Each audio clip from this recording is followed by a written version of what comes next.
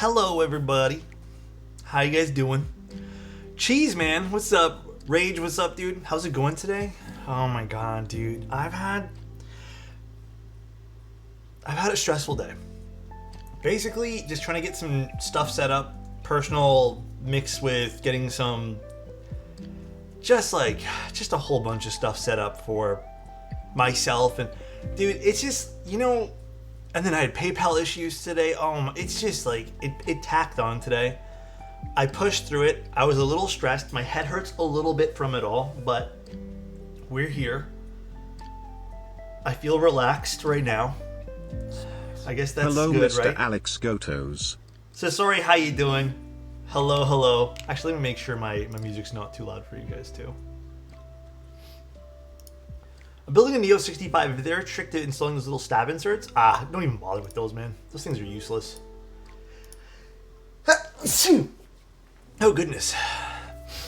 I'm curious if Alex is going to test the cork fillers. That's my plan for today. This is such an interesting board. It is so interesting. I have to give it to Wuche. This is the paper they didn't design, but they killed it with this one here so far, from what I've seen on paper. But I'm interested to see the board. I very, very much am interested. I think there might be one thing that I'm a little bit about so far that I've kind of seen, but I think I made my... Hi, Bull, how you doing? Can I ever DM swap keyboard to my derivative? If you want, Beltwink, sure. It still has the keycaps on it. I was about to go take pictures for you later tonight, but sure, if you want me to. Gizmo, thank you so much for a Prime, man. I appreciate that. So you had a rough day. I hope everyone in chat can make it better. I mean, you guys do already. Today has legitimately been a test of my patience. Just so many things I wish I didn't have to deal with it today. What a headache. It is key time indeed. Fuck yeah, stream time. What's up, Scott? How you doing, man? Dom, I appreciate you asking. Today's been a stressful one. I'm hoping that after I'm done stream today, I have to go break down some cardboard and then, I don't know, maybe throw out some trash. And then I think I'm just gonna get some Cheez-Its and watch the rest of what I was watching yesterday. Because, today has been terrible. You've had a rough go of it lately. Hope things get less stressful. It's been I'm constantly told that this week's not going to be bad. You can have this week to yourself. You get a day off. But then it's the day off comes and it's well, except for this weekend. This weekend was amazing and I think I absolutely needed it. But then I get the few days to myself and everyone's just by the way, can you do me this favor? Can you do me this favor? And I'm oh my god. Today was a mix of both. As you can see, my hair is even a little crazy just because of how much I was running my hand through my hair today. I was what is going on, dude? Yeah, today I didn't have the chance to do anything. I've been glued to my desk most of the day. I did get up and tried to walk around and I did some push-ups today, but nothing too crazy. I'm convinced people can sense when you have free time and are excited about it. They always call when we do. Dude, right? People have a magnet for it, right? They do. They really do. One thing I can say though, little updates before we start building today. I finally, because I was on hold so much with all these companies today, I finally finalized all the designs. Except for two. Two aren't finalized. I got testers in for those and I don't like the way they turned out, so I'm redoing them. But all the ones that I like and finalized, they're live on the merch website now. And there was one in particular, the Keycap ID one, I think turned out amazing. I reordered them in the new colors because I only have a sample piece of fabric with it. But, dude, they turned out so nice. I like the new designs. Already got mine. Hell yeah, bull. That one there was fun to do. That took me a little while to get the way I want it. New merch looks amazing. Asking for them all for Christmas. Oh my god, Lego. Timmer, thank you. I appreciate the 3 tier 1s, man. Azzy, what's up, dude? Good morning to you too. Okay. One more thing before we start stream. Well, 2 more things. First of all, how are you guys doing? Is everyone doing okay? Oof. How is everyone doing? I need some sweatpants. I don't like the quality of theirs, and I don't want to make it live just for you guys to hate it too. You know what I mean? I don't love them. I'll see. Maybe I'll have to reorder some, but I didn't like them at all. Dude, doing so good. Built the number 1 TKL on Saturday and have been typing it all day. Do you love it? Requesting a cursed Leo? Oh my god. Wait, did Beldwink redeem his redemption there? I don't think Beldwink did he? I have two teeth evicted, so I can use a good stream to relax. You got teeth pulled? Ay. Is your Neo your new daily? I've been loving this and the constants. These have been like... I actually was gonna use the constants all day, but doing designing, I need this to be like my command key, and I don't have the VIA file still for the constants. I think I prefer the constant sound signature a smidge more, but there is something about the Neo 75 that is so damn comfortable to type on that I am just like in love with this thing right now. Are you the guys that stab lubes pubes? Huh?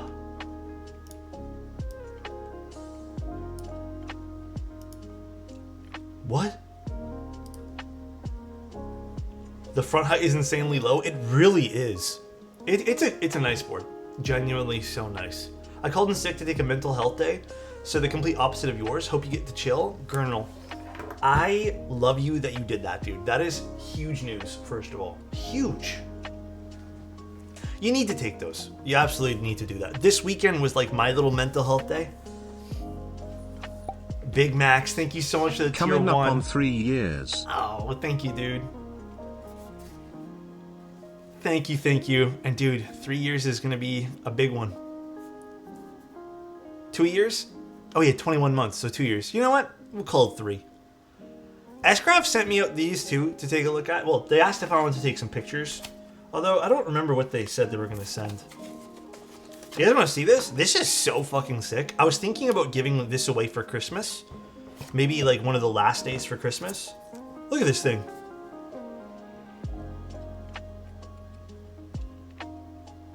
No, these are the new ones. How do I get this out nicely? 1 second. It is a little bit, to be fair, it does have a smidge of a warp to it, doesn't it? But I mean, you know what? For what it's worth, I don't want to damage this. Look at this. Look how fucking sick this is, though. Yeah, I'm thinking about giving this one here away for Christmas. Oh, this is really nice. This is really fucking cool. Wow. So nice. Thank you, whoever did that. I appreciate you for getting some merch. Thank you.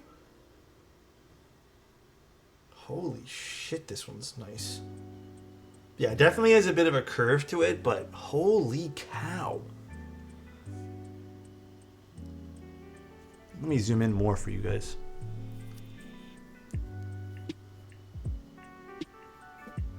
That is so nice. Again, quite curved. However, I don't know if I'd actually put this on a keyboard. Maybe I would. It is a 6.25U though. It looks sweet. Maybe we'll give this one here away for Christmas, but they also sent these two. Let's open these ones. I don't know which one of these ones here were. Just boil it for a second. Oh, Scott, I am not the right person to ask for dog stuff. I don't know anything. Truly, I don't know anything about dog ownership, but that sounds really, really fun. I guess they updated these a smidge too. These are nice. They've updated their packaging. Let's see what we got in here. Maybe we'll see what we do for the Taiga today. Or I guess it's not pronounced Taiga. I keep saying that because that's how I think it's pronounced. It's the Wuche Zoom 75 T. I think it's just Tiga. So nice. Present, loving the new merch. Thank you. Appreciate that, Wobble. Thank you. Oh, he's giving away. Okay. Wobble.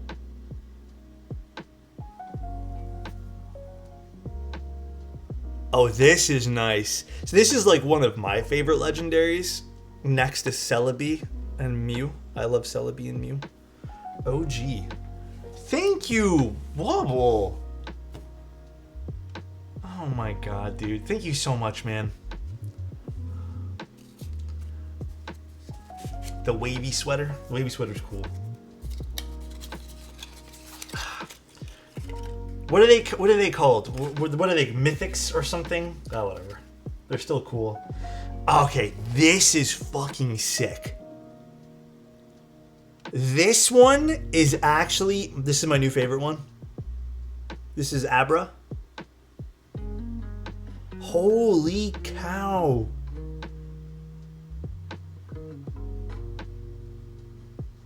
Is this Abra? Yeah, this is Abra. Damn. Who won? Who won the thing? Cheeseman did. Congrats, Cheeseman. Damn. These are cool. Hold on, I'm gonna throw away all these. I'm really careful with the packaging. S-Craft does really cool stuff. I don't think the prices are all that crazy either. Obviously, they're not officially licensed, so if that's like something that bugs you guys, then don't get them. But this I'm gonna put back in the box for the time being. I'm just gonna kind of leave it on top over here. But I'm considering if you guys want. I don't know if you guys would have a use, like want this or something. I'm thinking for Christmas we can do a giveaway for this guy. We can pick one of the days for Christmas and do a giveaway for it. I don't have a link on hand, just because these came in literally a few hours before stream. But it would just be S-Craft, this website over here, S-Craft. I don't have a link on hand. I'm gonna be taking photos of these. I just checked their website. They have Typhlosion. Are you talking about that new weird stuff with Typhlosion? Is that what you're talking about? The sussy stuff? The Pokemon leaks? I don't even want to talk about that here. Please, leave me alone. Don't talk about it, please. Oh my gosh. I have a really fun idea for a build. Do you mind if I DM you to get some thoughts? Absolutely, Fried. Completely. So, we have, this is for the 1.2 mil PCB. We're not using the 1.2 mil. So just to give you guys an introduction on this board, by the way, before we open it up and start going through it, this is the new Wuche Zoom 75. It is inspired by Ultraman. I don't really remember much Ultraman, but this is the Tiga, the Zoom 75 Tiga. And again, Ultraman inspired.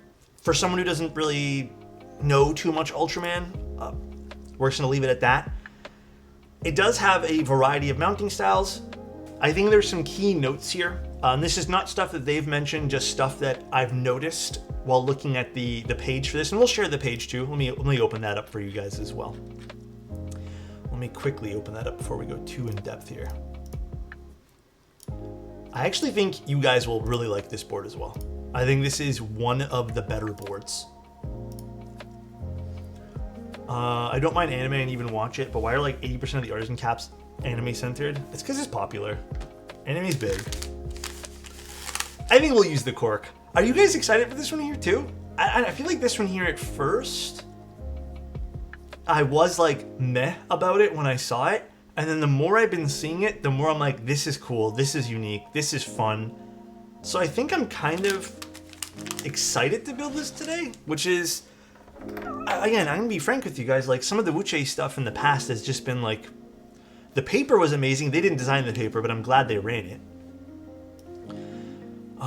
So there's some interesting stuff here. They come with a cork sandwich type thing. Thank you, I appreciate. Oh, that was Wobbly or Cheeseman claiming it. Thank you, Cheeseman, and thank you, Wobbly. Appreciate you guys. It comes with a cork, okay? It comes with pour-on foam, and then it comes with classic foam. I believe they only sent me the plate foam or plate cork for this. The idea behind cork, and there's some science to it as well, is cork seems to only diffuse some of the brighter sound signatures without really affecting Alex, much stop else, showing and it's me not a boards lot. I want to buy. My wife is going to hate me. I'm sorry, Zan, but the cork will diffuse some of the brighter sounds. It won't really touch some of the mid, like it won't bring forward any of the mid sounds. And there's some science behind it. It was interesting. I think it's going to be fun to play with today. I've never seen cork being used. I think there might be some disadvantages to using cork, but I'm very, very excited to try it today. So I think we'll give it a go. I have some switches already ready for this too, but we'll pick some switches. Maybe they sent me a whole bunch. They have 4 different mounting styles. Now here's one of my issues right away. They have top mount, split O-ring mounting, elastic bar, and silica gel. And I believe there's also some PCB mounted ones too that you can go with this. I'm probably going to build with the elastic bar silicone. I'm usually not a fan of their silica gel particle mounts. I think it's okay, but I think it's meant for someone who wants something a bit more like meh in the middle. The split O-ring seems really cool. The top mount, in theory, should be amazing. However, they've kind of already stated the top mount is actually quite difficult to build. It's more involved. Now, to what extent of how much of involvedness do you need to have for the top mount?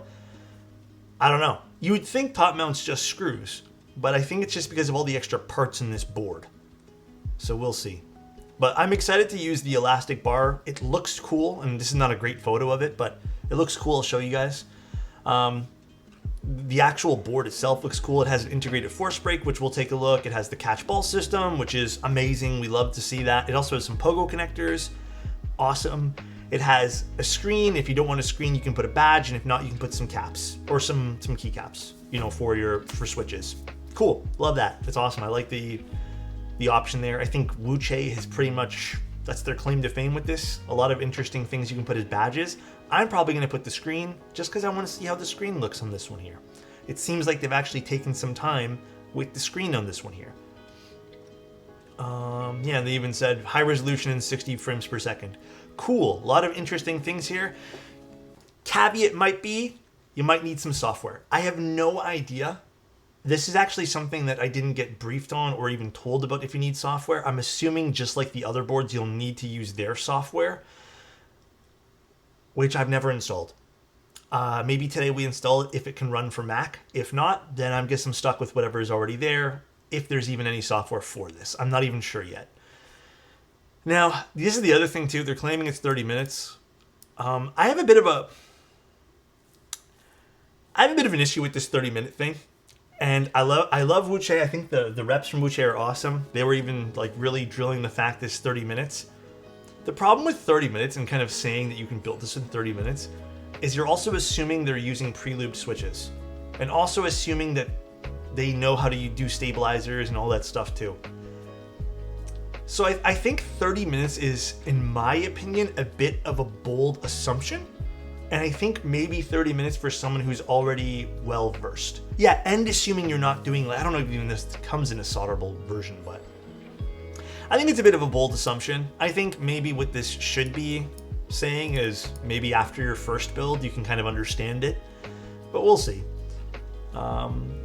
We can just skip past this. This was cool. By the way, dude, I don't know if anyone cares about this, but they have a Lego display that you can attach to the back of the keyboard. Obviously, I don't have any Legos, but I thought this was so fucking cool. I thought it was so neat that you can they have this little Lego stand that you can just put on the back of the keyboard there. So, I don't know if they're selling that though, but that's really neat, dude. Lego Junkie, buy it. I fucking care. It's so neat. They also have different LEDs, which again, it just makes them brighter. I still think this is so ugly when you have the RGB on behind non-transparent keycaps, but whatever. Speaking of stabs, after a week, my stabs always tick. I only use 205. Should I start using Permatex? Or not Permatex, I would maybe use Loctite, the one that I have in my exclamation point kit. Or yes, use XHT BDZ. With 205, you will eventually notice, depending on the stab you use, you will notice that it fades quite quickly. Different layout options, love it, cool, appreciate it. A lot of different options here. We got a 6.25U, what looks like a 7U, 3.3, and a 1. Awesome. Finally, we're seeing some stuff. Usually Wuche's pretty good with this though. So finally though, I'm seeing a lot of different options. Love it. Fantastic. I'm excited. Our exploded view over here. it's a bit of embellished on the bottom here, but you can see that's where the batteries are. You can see just about everything here. Again, not super important for right now, but tons of different options, lots of different colorways, as you guys can see, tons. I actually don't remember what was sent to me, so it's going to be a surprise opening this. The green is so nice. The Scarlet Red's really cool too. Different external weights, so tons of ways you can build this. Now, here's the kicker. The pricing. So, depending on what you want, if you want to go with the chamfer, which is certain colors, let's just not look at that right now. It starts at, technically, if you just want the standard edition, $195, which I think is a really good price. Considering all the stuff you get in here and all the options that are going to come stock with this, if you want the cork one, $199, and the pour-on is $205. Now, realistically though, Wuche has some pretty fierce competition with the Neo 75 as well as the TKD 75. And this is like, you know what's crazy? I don't know why they always come out with the same layouts all at the same time. It's absolutely wild to me. But I think for this to really stand out, it has to have a few things compared to its competitors right now, obviously. There's also the numpad, which starts at $95, which people might enjoy a themed numpad to go with this. I got all these switches in for the most part. I think only a few of them. I really wanted to use these ones, but we didn't get enough of these ones here. But we got a few of these switches in. We might use them today. And that's really about it. We have a front height of about 17.5. I'll show you guys why in a second. But dude, I'm excited to take a look at this. So let's actually open up the box. Dude, it is, hear me out. Like, I want to love this board. And I think if this board came out 3 months ago without the competition of the Neo and everything else, this could have like rocked some people's world. This is so heavy. We'll see. I think I'm just gonna do regular today. Here's the box for it, by the way. Is this the right way? No, this is not the right way. I'm gonna give you like a premium box. I'm in the middle. I still think I would prefer a hard shell case, but I know some people also told me they don't care about that. So I think that's a personal preference thing of what you guys want in the box. I thought to me, it's like better value to get a hard shell case, but some people said they don't give a shit about that at all. So we have little drawers of goodies here. So actually, let's take out the keyboard first. Oh, it is the green one. Let's go.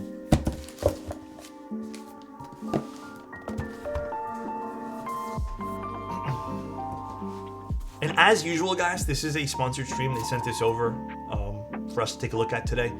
Is that going to affect anything at all? Absolutely not.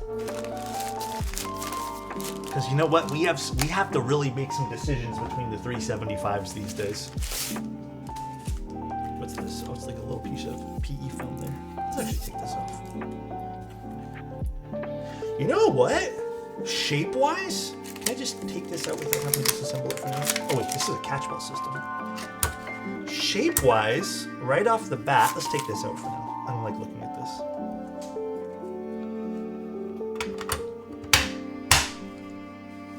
Oh yeah, dude, this is the other thing that I will say. This is the unique piece about this board that I was a little worried that this wouldn't be implemented very well and would look tacky. It's a scroll wheel, and I fucking love the fact. I really appreciate the fact that Wuche decided to not go with a tacky badge and actually put some usability there. Like, it feels like a good use of the space, and I really, really appreciate that. So we get a little scroll wheel. Little vertical scroll wheel, which I think is a fantastic feature. Personally, I think this one little thing, without seeing anything else, obviously this keyboard could suck, who knows. I think this sort of stands out already. I hate that the scroll wheel sits between the keycaps. Why couldn't it be 2 millimeters to the left? Well, it's because they made it kind of waterfall off the side of the board, which, by the way, Can I just say, finally we get a board designed by the Wuche team that has a really good side profile. Because this looks way better. Hey Alex, needs some advice. I have the Zoom 75 in burgundy red, but I am lost for a nice set of keycaps. Any recommendations that would look awesome? Peace, love to finally catch a stream. My recommendation is going to be always beige or black. Is the music too loud, guys? Music's a little loud? I'll turn it down a smidge. Is that better? I think it just got super loud because the ones... Was it always loud or was it just the one song? What do you guys think of the side profile here? Side profile actually looks pretty good on this. But yeah, dude, if it was me, thank you so much again, Flask. I would go with all black. On the burgundy, let the burgundy do the talking. Go with all black keycaps. So they got a little bit of a lip, a little taper kind of going down, which kind of gives it some dimension of the side profile. And then they have a bit of a... This is really nice. And there's a badge that goes here, which should be somewhere. So I think this looks really good. Use some different colors. I think this looks fantastic over here. This is where it might lose some people. I think this is a hit or miss. But you know what? I'm going to say this. As much as this may be a hit or miss for some folks, is this adhesive? It is adhesive. I kind of do have to say I appreciate this. The reason why is because I have seen lots of comments on YouTube, for example, and people have just not been happy with like boring keyboards in quotation. I don't think this is more timeless. I think if you're looking for the timeless designs, you're probably going to go with the TKD, right? But I think this is still fun. This has a lot of character to it already. And you can see it kind of indents downwards, kind of graded off. This is where I feel like the board really looks good. And even this side profile looks more fun than the rest of the Wuche boards. And the reason why they get a little bit of that 17.5 millimeter front height is because this has a small cherry lip. So that's where this is kind of winning in that situation. And then if we take this back off, because it's the catch bolt system, it has the force brakes pre-installed everywhere, which is, it's nice to see. I appreciate it. And then this is the other cool part that I wanted to show you guys too. All the parts in here that use electronics are basically on Pogos. Little piece of dust here. All of them are on Pogos. So in theory, this should be extremely easy to build. And I'll give them credit for this. This is probably the first time where it's like they have all these cool components. A lot of the time what they make you do is like still plug everything in, you know? And then, you know, they have one Pogo connector. Another small little note too, because I was thinking about this beforehand, and we're going to just take a look in some of the more nitty gritty pieces of this board. I'll use this as my pointer. I was worried that this was if this was a little bit more down, this would have created one of those hot spots like we've seen on many other keyboards with Pogo pins.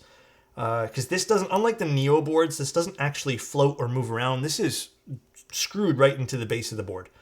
So fortunately, this is in a spot where it doesn't really impact any keys. I'm still concerned this might cause some weird resonance in the board. We'll see. I've listened to some other people's sound signatures and sound profiles and demos. It seems like everyone else doesn't have a problem. I'm still concerned. You know, I'll obviously build it my way and then we'll see if we like it, but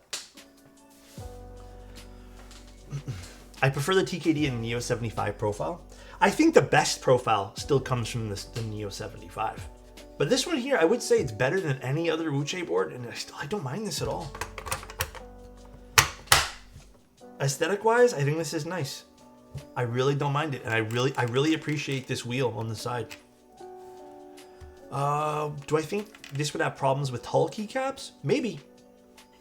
The paper was not designed by Wuche, though. This might have problem with tall keycaps, but I mean, yeah, it might. This is a tall keycap, technically. You can still probably get in there, though, but it might be awkward. That's a good point to bring up, too.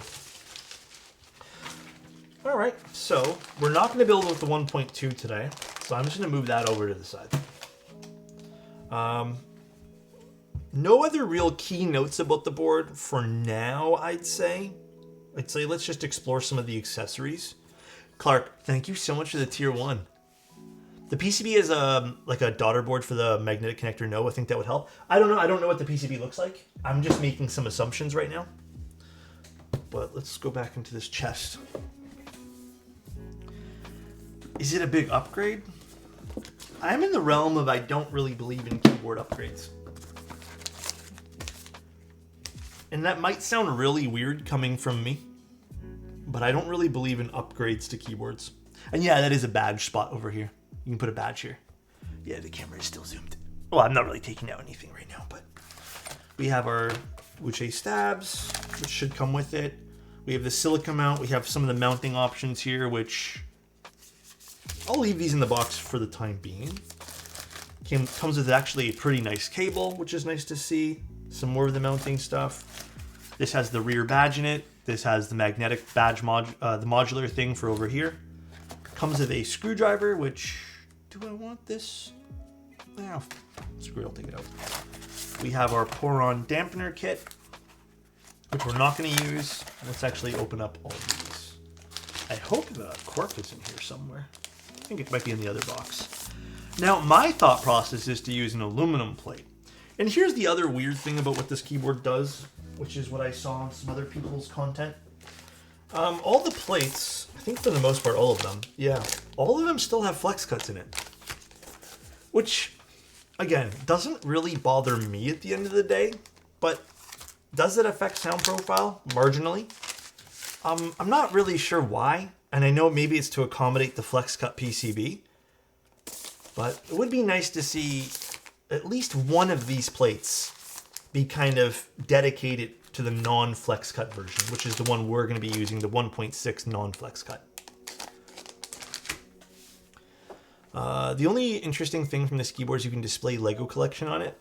Hey, if that's how you guys feel, that's how you guys feel so far, but I'm hoping this sounds really good. I still think this looks kind of cool for what it is, too. And then, do we have the cork? Did they send us cork? Why do I feel like I have no cork? You caught a shiny? Oh, here it is.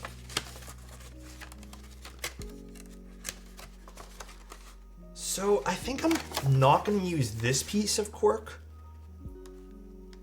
I think I only want to use this piece. This is like literally one of the NK Corkies just cut up.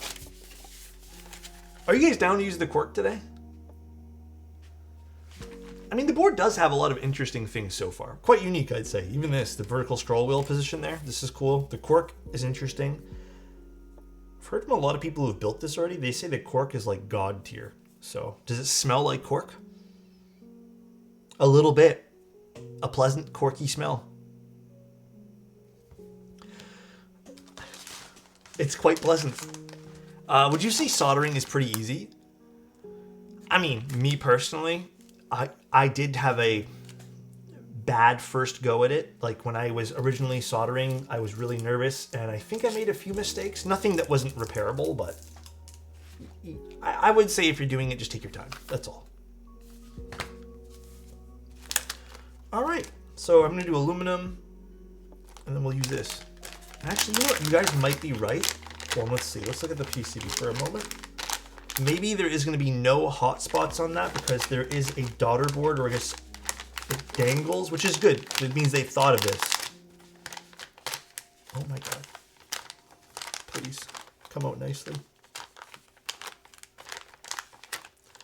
EC build when Madge. I mean, we might do an EC build soonish. You know what? I'm just going to cut this open. Can I do plateless? Do I feel confident going plateless on hot swap? Not really. We'll see. Oh, you know what? We'll be fine. There should be no hotspot. This is kind of floating on its own. All right, that makes me happy. You know what? That's really smart of them to kind of make these float on their own everywhere, so there's no extra vibrations running through the board. Good for them. Good for them. That makes me happy. There's the RGB, 1.6 mil. You can see this is where those little gasket O-rings go.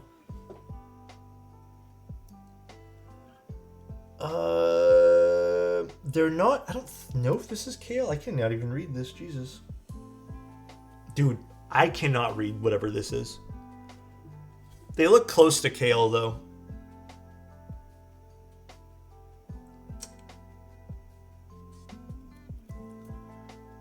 But they're not close to Kale. You know why, actually? Hold on. Look, they don't have the metal covers over the ends, meaning this won't pull at your desk pads. Let's go, dude. My least favorite thing about Kale. But I'm glad these aren't the ones that do that. Thank goodness. Are they Hamu? They might be Hamu. I just can't read this. I thought that first letter was a K. Dude, I cannot read what this is. Oh no, it is a K. Fuck. I don't know what it says. Does it say Hamu? Hell no, it doesn't. That's a K. I think this is Kalu. Anyways, doesn't matter. Let's take a look. Also, there's an internal weight over here too, which is fun. And then it has a bit of an external piece over here, and then there's batteries in this too. So that should help with some of the sound dampening on this board.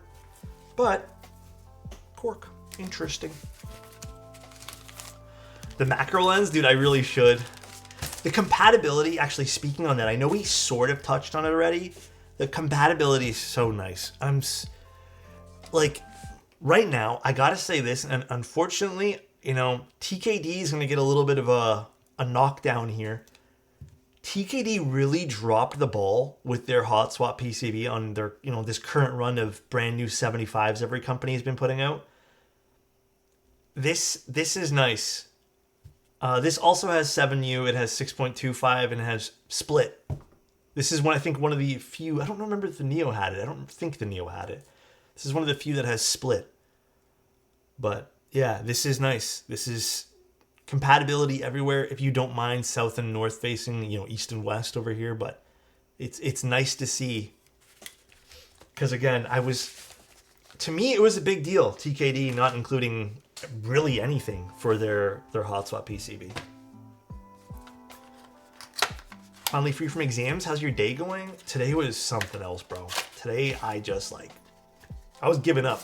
I was giving up very slowly throughout the day. Where's the 7U wire? Oh, it's behind this wire.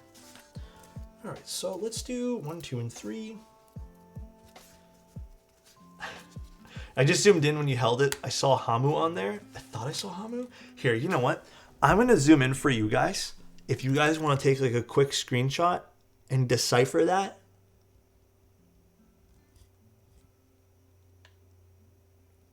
I can't see it at all. My eyes are just not working to see what the hell's on this.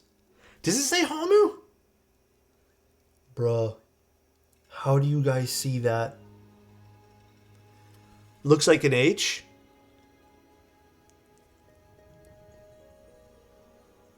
There, that's a good angle, I think. Okay, so they're Hamu. Hey, we work together, guys. Thank you very much for helping me with what I can't see. Thank you very much. Well, yeah, they're not Kale, obviously, no. Default stupid stabs. Yeah, we're going to use stupid stabs. These, I believe, come with it, so that's going to be awesome.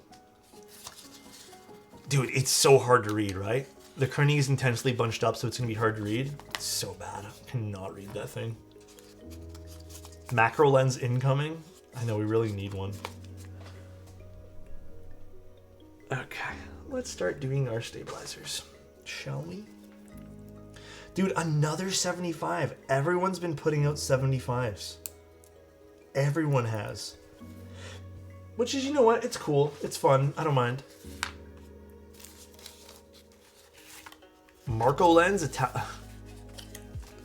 Italian lenses. 75s are great. It's just, you know what my problem is though?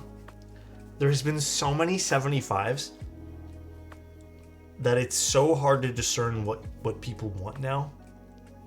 But like, at the end of the day, I think it's good timing for us here to kind of get them all at the same time, because now we can kind of decipher exactly while everything's still available instead of feeling like rushed to buy something.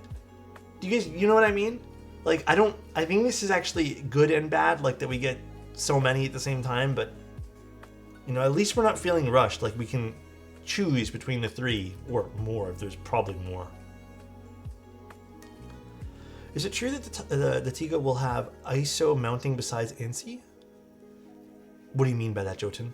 It has ISO support on the PCB. A lot of options if you're going for one layout. Yeah. The 75% layout, even outside of the custom world over here, guys, it's extremely popular. Like, you would be bewildered by how many people would probably choose 75. And yes, this does have ISO support. I'll double check the plate here in a moment too. You guys would be bewildered. That's my word of the day here. My issue with 75s recently is just not premium enough. I mean, I think maybe even the idea of what's premium is subjective to people. You know what I mean, Victoria? Because like, to some people, maybe the Neo 75 fits the bill. Maybe the Wuche fits the bill, and like, this is their idea of something premium. It's not going to be the 900 because maybe the 900 fits into like a $900 keyboard or a $700 keyboard. That's like suddenly luxury, and they're just like, I can never afford that. This is as premium as I want to go. And I think even in context to maybe what you're coming from might be premium. You know what I mean? So I think it's important to look at it through those lenses too, because I think it's a bit more of a subjective thing in a little way, you know? Let's use this guy. This is fun to use. Oh, I think OmniType gave me pricing for this. Let me see. They should be around $8 for these little pens. What's this? The Fauquois? Is this like an update at Fauquois? I mean, Matrix makes cool shit, man. Matrix makes real cool stuff. I gotta give it to Matrix.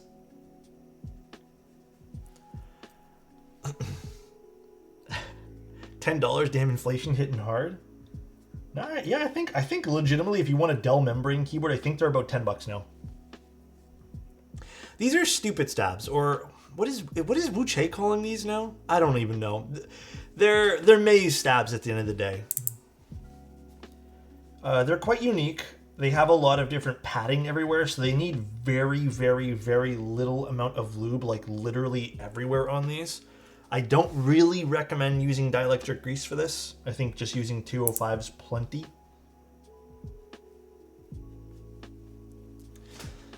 A loyal Matrix customer and buy this one. The Fauquois is nice. I think a lot of people liked the last Fauquois a lot. Alex is such a cool gamer. I don't think I'm a cool gamer. I think I'm real lame when I play video games, to be real with you, dude. I look hunched over, all right? My posture, it just transforms when I start playing video games. I think premium would be outside of the norm, so anything above $200 for a high-end gaming keyboard. If we talk about keyboards in general, while most use $15 keyboards. Yeah, I mean, I still think it's a bit subjective because, you know, it depends on a lot of different things in my humble opinion.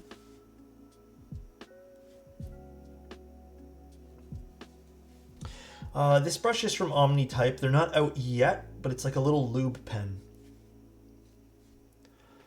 Alex looks like Morgan J IMO.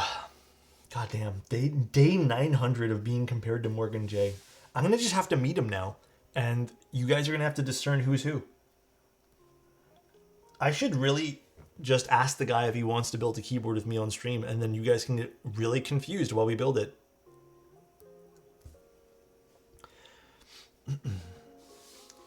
You'd have to be super cool to win the Fauquois, I think. Oh, really, Fried? You're not saying that out of being biased or anything? If we use keyboards with bad posture, will we eventually go down the ergo hole?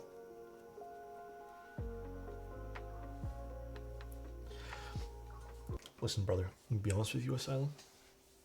If you are like me and you have bad posture using keyboards, I'm gonna be honest.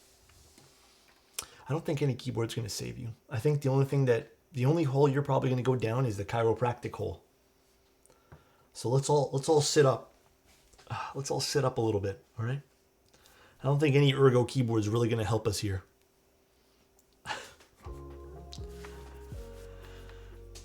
Posture check for everybody. The medicine bill hole? Yeah. Yoshi, thank you so much for the prime, man. 8 months, bro. Almost finished the trimester. Hope everything is going great for you, Alex, and the Twitch chat. Here to another Dude, month of so fun much. streams. Thank you, dude. Really appreciate it, man. And I hope that the schooling and whatnot's been good for you. Now I'm shuffling. Yeah, dude, we gotta sit up. The Neo 75 is very nice, but I don't know. It's not quite what I'm looking for. If I can interject to your thought process, maybe, Victoria, or maybe add something. I'm not telling you what to think or what to do. I think a lot of people are kind of in your shoes right now. So I think a lot of people want this something a bit more designer without the necessary thing of it. Like, it doesn't, they just don't want it to be like, it's weird. I feel really awkward saying this out loud, but like, people want something that's low quantity, small batch. Someone poured their heart and soul into it. I think there's that idea of something, maybe not even low quantity, but something that you can tell like there's a bit more of a story to.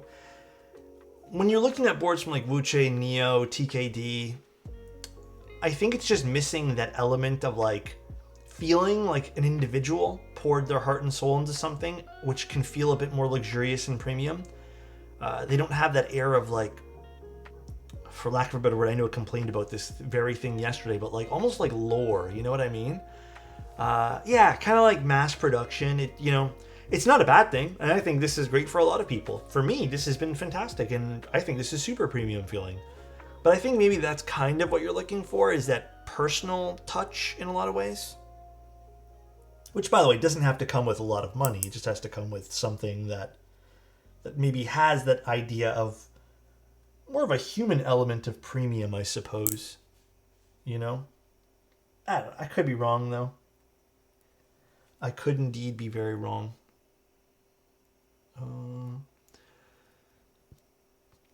It's the caveat of making something meant to always be available. You can't get unique and exclusive to something. Yep, I mean, there's also that, too. That's why I think this hobby sometimes goes in circles. We all want available stuff, and then we get available stuff, and then no one's happy with all the available stuff because people kind of want something more unique to them, right? Yeah, I really like these stabilizers too. I've been really enjoying these stupid stabs. I've used a whole bunch recently. My solution is to get a board built with Alex. That way you'll have a personal touch that you like. Thank you. I appreciate that, Keepothecary. Thank you, dude. And if it doesn't give it to Alex, if it doesn't give it to Alex to give it a more human touch. Damn, 2 people complimenting me. Damn, that's crazy. It's the old rule of nothing you do will ever please the consumers, so just do nothing. Yeah. The most funniest thing that's, I think, ever dabbled in this hobby is the idea of the interest check demand of things. So this used to happen quite often where we'd run a keycap set as a community, right? Pretend it's keycap S-Craft. Everyone really likes it. So the designer makes a quote. The quote doesn't include 40s kits. Then you'd have like pages of people being like, where are the 40s? Give me the 40s. Why doesn't this have a 40s kit? So then the designer would feel pressured into making a 40s kit. They would list it. And I think they'd sell 2. Well, maybe the base, at the time, back in the day, it would sell like 1,000 base kits. So eventually people stopped making a lot of these 40s kits because the people who wanted it never actually purchased anything, which I think is a really accurate thing of like, there's going to be people who just want to see maybe something they like being sold, but it doesn't make sense for the business. So yeah, to your point, I think a lot of the times people who buy things, they know they want something, but they can't, they don't want to put their money where their mouth is when they want to come buy something, you know what I mean? Yeah, you can't always please everybody, and unfortunately you're going to have unhappy campers no matter what you do. Then designers developed dementia hearing non-existent demand. Yeah, I know. It's like, but where are the 40s kids? But yeah, pretty funny. Evening chat and Alex, what's up, Vicious? How you doing, man? Lupin seems weird to me. Actually, I've been finding it very handy. I think I'm reaching for this more recently, which is fun. But how you doing, man? I've fallen down the watch rabbit hole. Can we just say see ya to Scott? Scott, I'll send you off right now, my friend. That is a rabbit hole that I feared to even look down one day. So I hope that you don't get sucked down into that rabbit hole. Regardless, though, if you do, I hope you enjoy it. But yes, GG to you, my friend. Yeah, maybe some F's in chat. Maybe. What's up, Sean? How you doing? Good morning. My alarm didn't go off. That's okay. We're still doing stabs and we're just chatting right now. Love me calculator watches, simple as. Do these stabs come with the board? I'm pretty positive. Maybe Sean can let us know, but I'm pretty positive. I'm like 99% positive I saw something about the stabs. Let me triple check though, just to re-verify and confirm. Yes, they do. Perfect. There you go. Sean confirmed before I could look it up. Which is, you know what? For what it's worth, I feel like these are, out of all the stabilizers you could include, these are pretty damn good to include with the keyboard. Definitely premium feeling. Wires are great on this. So I'm not going to use the lube pen for this part, because this is kind of where I feel like it maybe suffers a bit. But we are just going to use this. Yeah, that's the whole one. Are we talking about watches? Damn, I'm happy to see people I'm not alone in this hole. Well, unfortunately, I won't be able to participate in this conversation much. So I'm going to leave you guys to talk about it, okay? Because I don't even want to pretend that I know. And you know what? I'm going to be honest. I don't even want to get into this rabbit hole. I feel like with the way my brain works, I'm going to be like, well, that's cool. I can start off with a cheap one. And the next thing you know, I'm going to be like a watch streamer.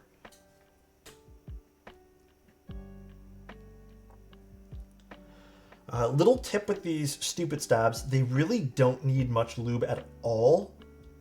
It's literally the thinnest coat. This is how much I'm going to do. You can barely even see it. These are really good stabs.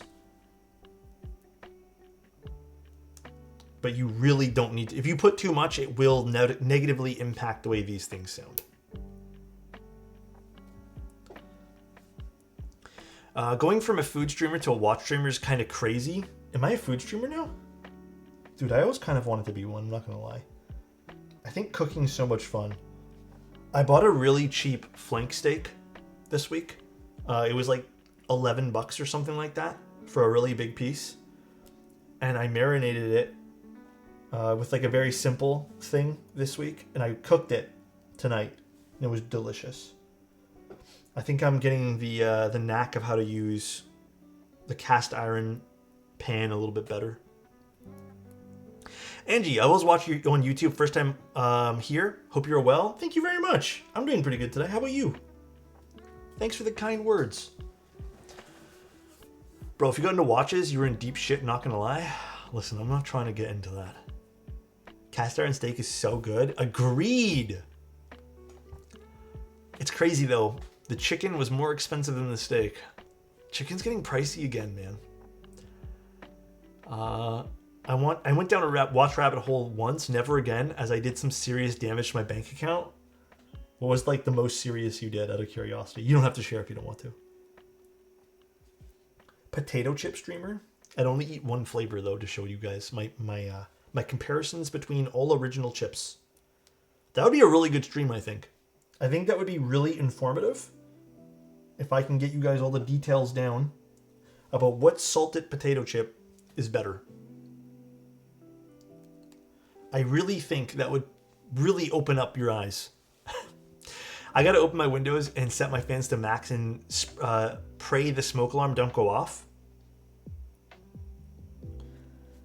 I used to have to do that until I switched to using avocado oil.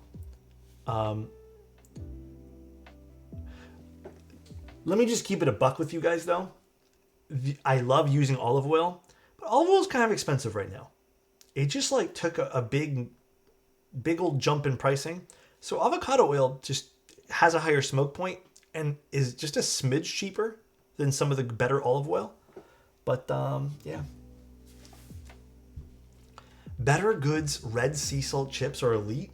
Bruh. Where do I get those? Grapeseed's really good too. That's a really high smoke point as well. Have you ever tried the Aukey's all metal keycaps?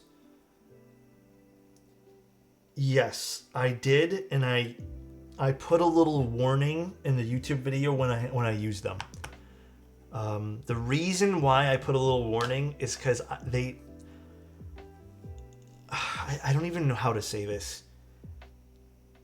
Just be careful buying them. If you do buy them, you have to be open to the idea that they don't actually fit every single switch. In fact, I personally think if you guys are looking to buy those, just buy something else. The stems were loose. Yeah, the stems were loose, and they kept telling me that there was supposed to be something to adjust the stems. But I've never seen the tool. I don't think anyone has ever seen the tool, and they just don't work. Like some people were trying to just do it with tweezers, because I did it with like a little needle nose plier, but some people were just breaking. So in my opinion, for the price that they're charging, I don't think it's a good purchase at all. I think it's just bad. And I don't think enough people are talking about that, because there is like a lot of like, I don't mean to make assumptions. I'm just gonna say like what's on my mind about this, but there's a lot of like, you know, in every industry, there's a lot of YouTube stuff that goes undisclosed for advertisements and like paid product sponsorships and just like showcasing of things, or sometimes a showcase can bleed the line between something that looks like a review, because it's not really, you know, it's kind of made to do that. I really feel like with Aukey's, it's a bit of that, where, you know, there's not even like if there is a showcase, there's not even like any sort of like thoughts attached to it. I don't even know what I'm trying to say. Just be careful about buying the Aukey's ones. That's all. I don't think I got the Lego attachment, no. Actually, let's ask.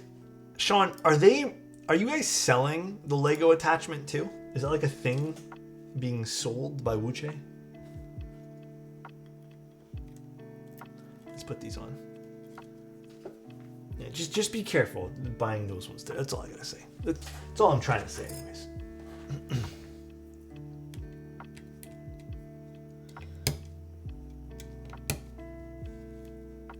I was never able to cook with a cast iron in an apartment without it becoming a smoke fest. I don't know, mine's been good lately. When I first got the cast iron pan, mine was terrible. Mine was like smoky as all hell, but lately it's great. Maybe it's because like I seasoned it or something properly. I have no idea. There we go. 3D print files will be open source, so people will be able to print them. That is really cool.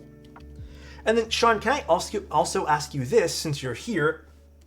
Just some other questions. Speaking about open source, is there ever an idea, not that you guys really need to, because there is so many different plate options, would there ever be things like open sourced parts, like plates and daughter boards, stuff like that, just in case people need those in the future? If you guys do ever stop selling the board, would those be open source eventually?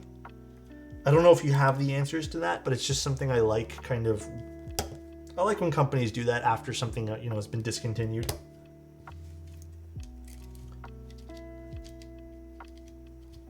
All right, so this is done. Let's get our cork. This feels so weird putting cork inside a keyboard. We've talked about it for older boards, but not so much for current. Okay, sounds good. I mean, that's good that the conversation is rolling, though. Cork. I'm excited, though. I want to see what this sounds like. Also, some other little notes that I want to point out while I'm remembering to point these out. It does look like for the O-ring mounts for the PCB, it does seem like there is some mounting points near the spacebar, which, I mean, you can just easily not include or try them out if you want. So not the biggest deal in the world here. On the plate, however, is there any mounting points? Let's see. If memory serves, I think there's one that's sort of offset, which should be okay. But let's take this out and see.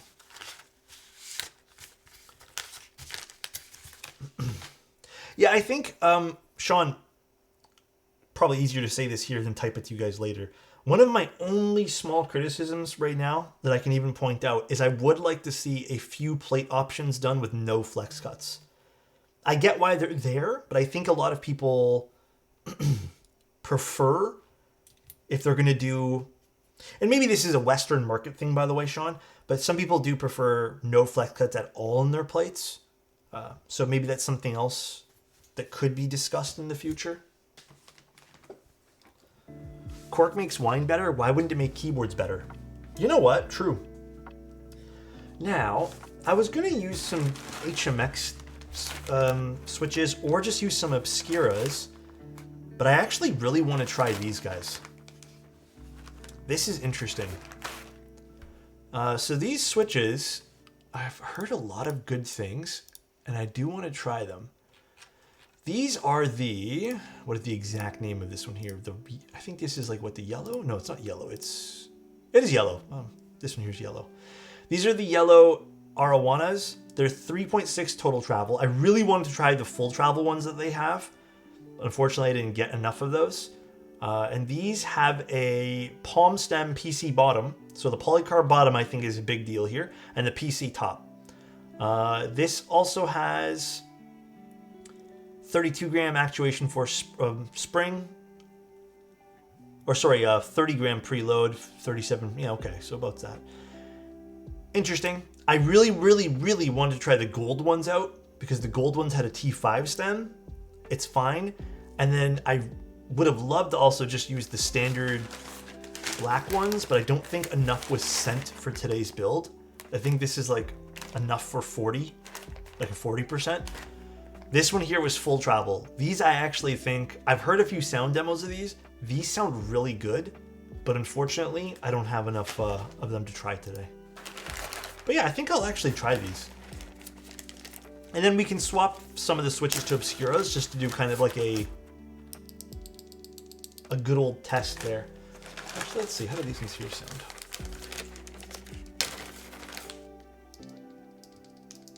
Maybe we do use these. Let's see. What's the red ones again? I think the red one's an LY stem, which I'm not really a big fan of LY stems, I've come to notice. So let's just stick to this guy. I'm going to buy one of the non-flex cut plates from the HE version of the Zoom 75, but they said that those parts are a whole... Wait, what happened? Of the whole kit only? Oh. No, I haven't got Boba Fett yet. You know what? Let's try these. Let's give these a go. Like I said, if I hate these, we can swap to Obscuras. I'm not doing anything tonight other than building this board with you guys. And then for keycaps, let's use GMK just as like a little standardized test here. And like I mentioned, just to go back to my earlier conversation, I'm a little jumpy today. There is one mounting point right over here. So, shouldn't be that big of a bother. I wish it was just right over here, but it's fine. I think this is actually good. This also might be one of the few times where I've seen Wuche not put any sort of mounting point underneath the spacebar directly, so that's good to see as well. For the cork, some people have spoken of the cork can break down over a period of time. We use a gauze under the cork to prevent this. That's actually one of the things I was going to mention. Cork technically can break down. Also, One small warning I will tell you guys about cork that I sort of learned with you guys. If you guys are big eaters over your desk and like to drink things and, you know, all that stuff, and, you know, maybe you live in a humid environment, cork does kind of maintain, or not maintain rather, but it's not very good in weather like that, nor is it good if you spill something on it.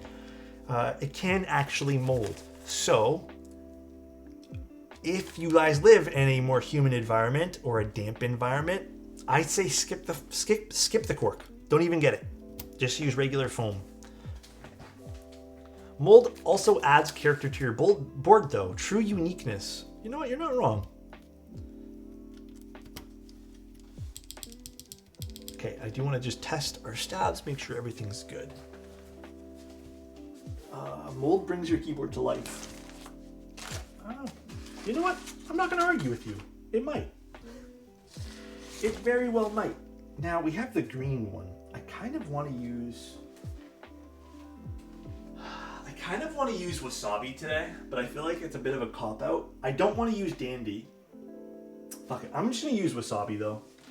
I think I have to take it off that other board that we did the other day in tests. Alex, are you saying we can't use cork because we're fatties? Big fat fatties? I never said that.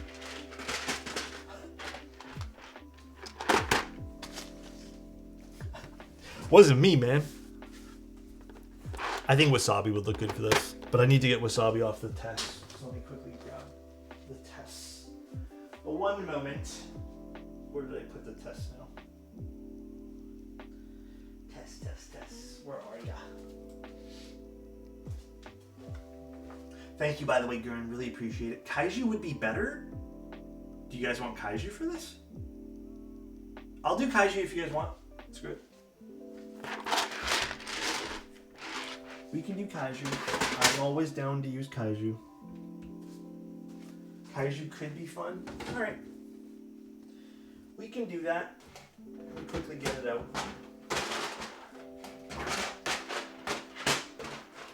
I think Kaiju's, I don't think it's in use, but I think it's in here.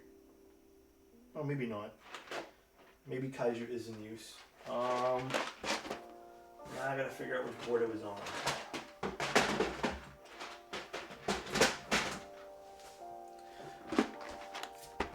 I don't have panels. Is Kaiju in here? No. Okay, so we need to figure out what board Kaiju is on. So give me 1 second, guys. Kaiju.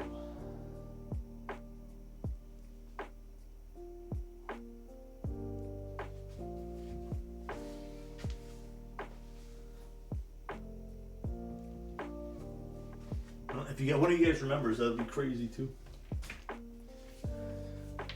Because I don't really see it anywhere. When did we last use Kaiju? Oh, I see it. Never mind. I got it. It's right here.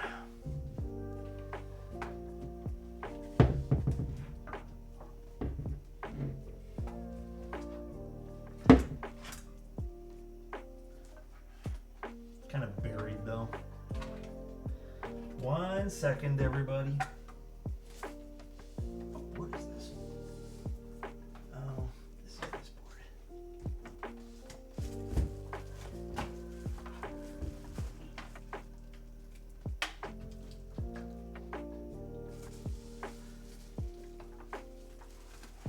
We used it for the last Zoom, oddly enough.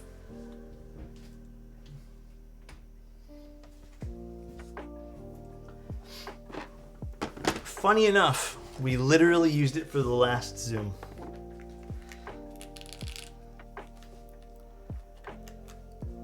Alright, so let's test all of our stabs here.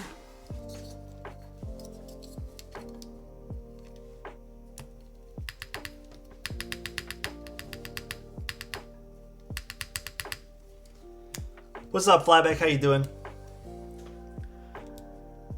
The spring is really light.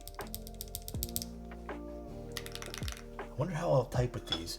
So these are their new springs from Wuche, the Arowanas, I believe they're called. Just want to make sure all the stabs actuate here. It's like poetry, it tends to rhyme. Yeah, a little bit.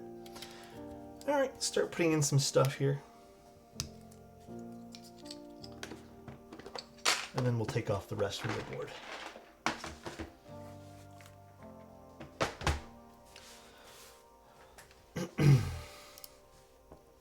These are the HMX collab ones, yes.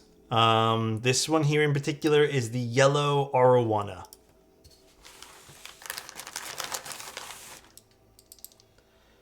But I have to give it to Wuche here, along with the HMX collab. They did pick at least a lot of the different combination that HMX has to offer, and these do sound really good. Not yellow marijuana, yellow Arowana. Key difference. Also, I think I'm going to stick to the LED screen, so let me get rid of those. I want to stick to LEDs, because I think the LEDs would look super cool here. Or not LEDs, the OLED screen, or the LCD screen rather. Can never go wrong with good old HMX. I still like them. I still like my HMX switches. I think they're good. I have no quarrels. Absolutely none. Bomb arowana fish are a key ingredient for bomb barrels in Monster Hunter. Is there a new Monster Hunter that's out or something, by the way? Been seeing a lot of people talk about Monster Hunter again recently.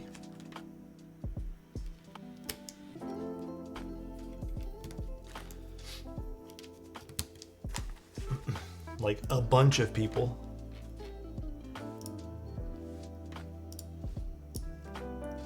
Speaking of, are you going to try the MH Wilds demo on the 31st? MH Wilds.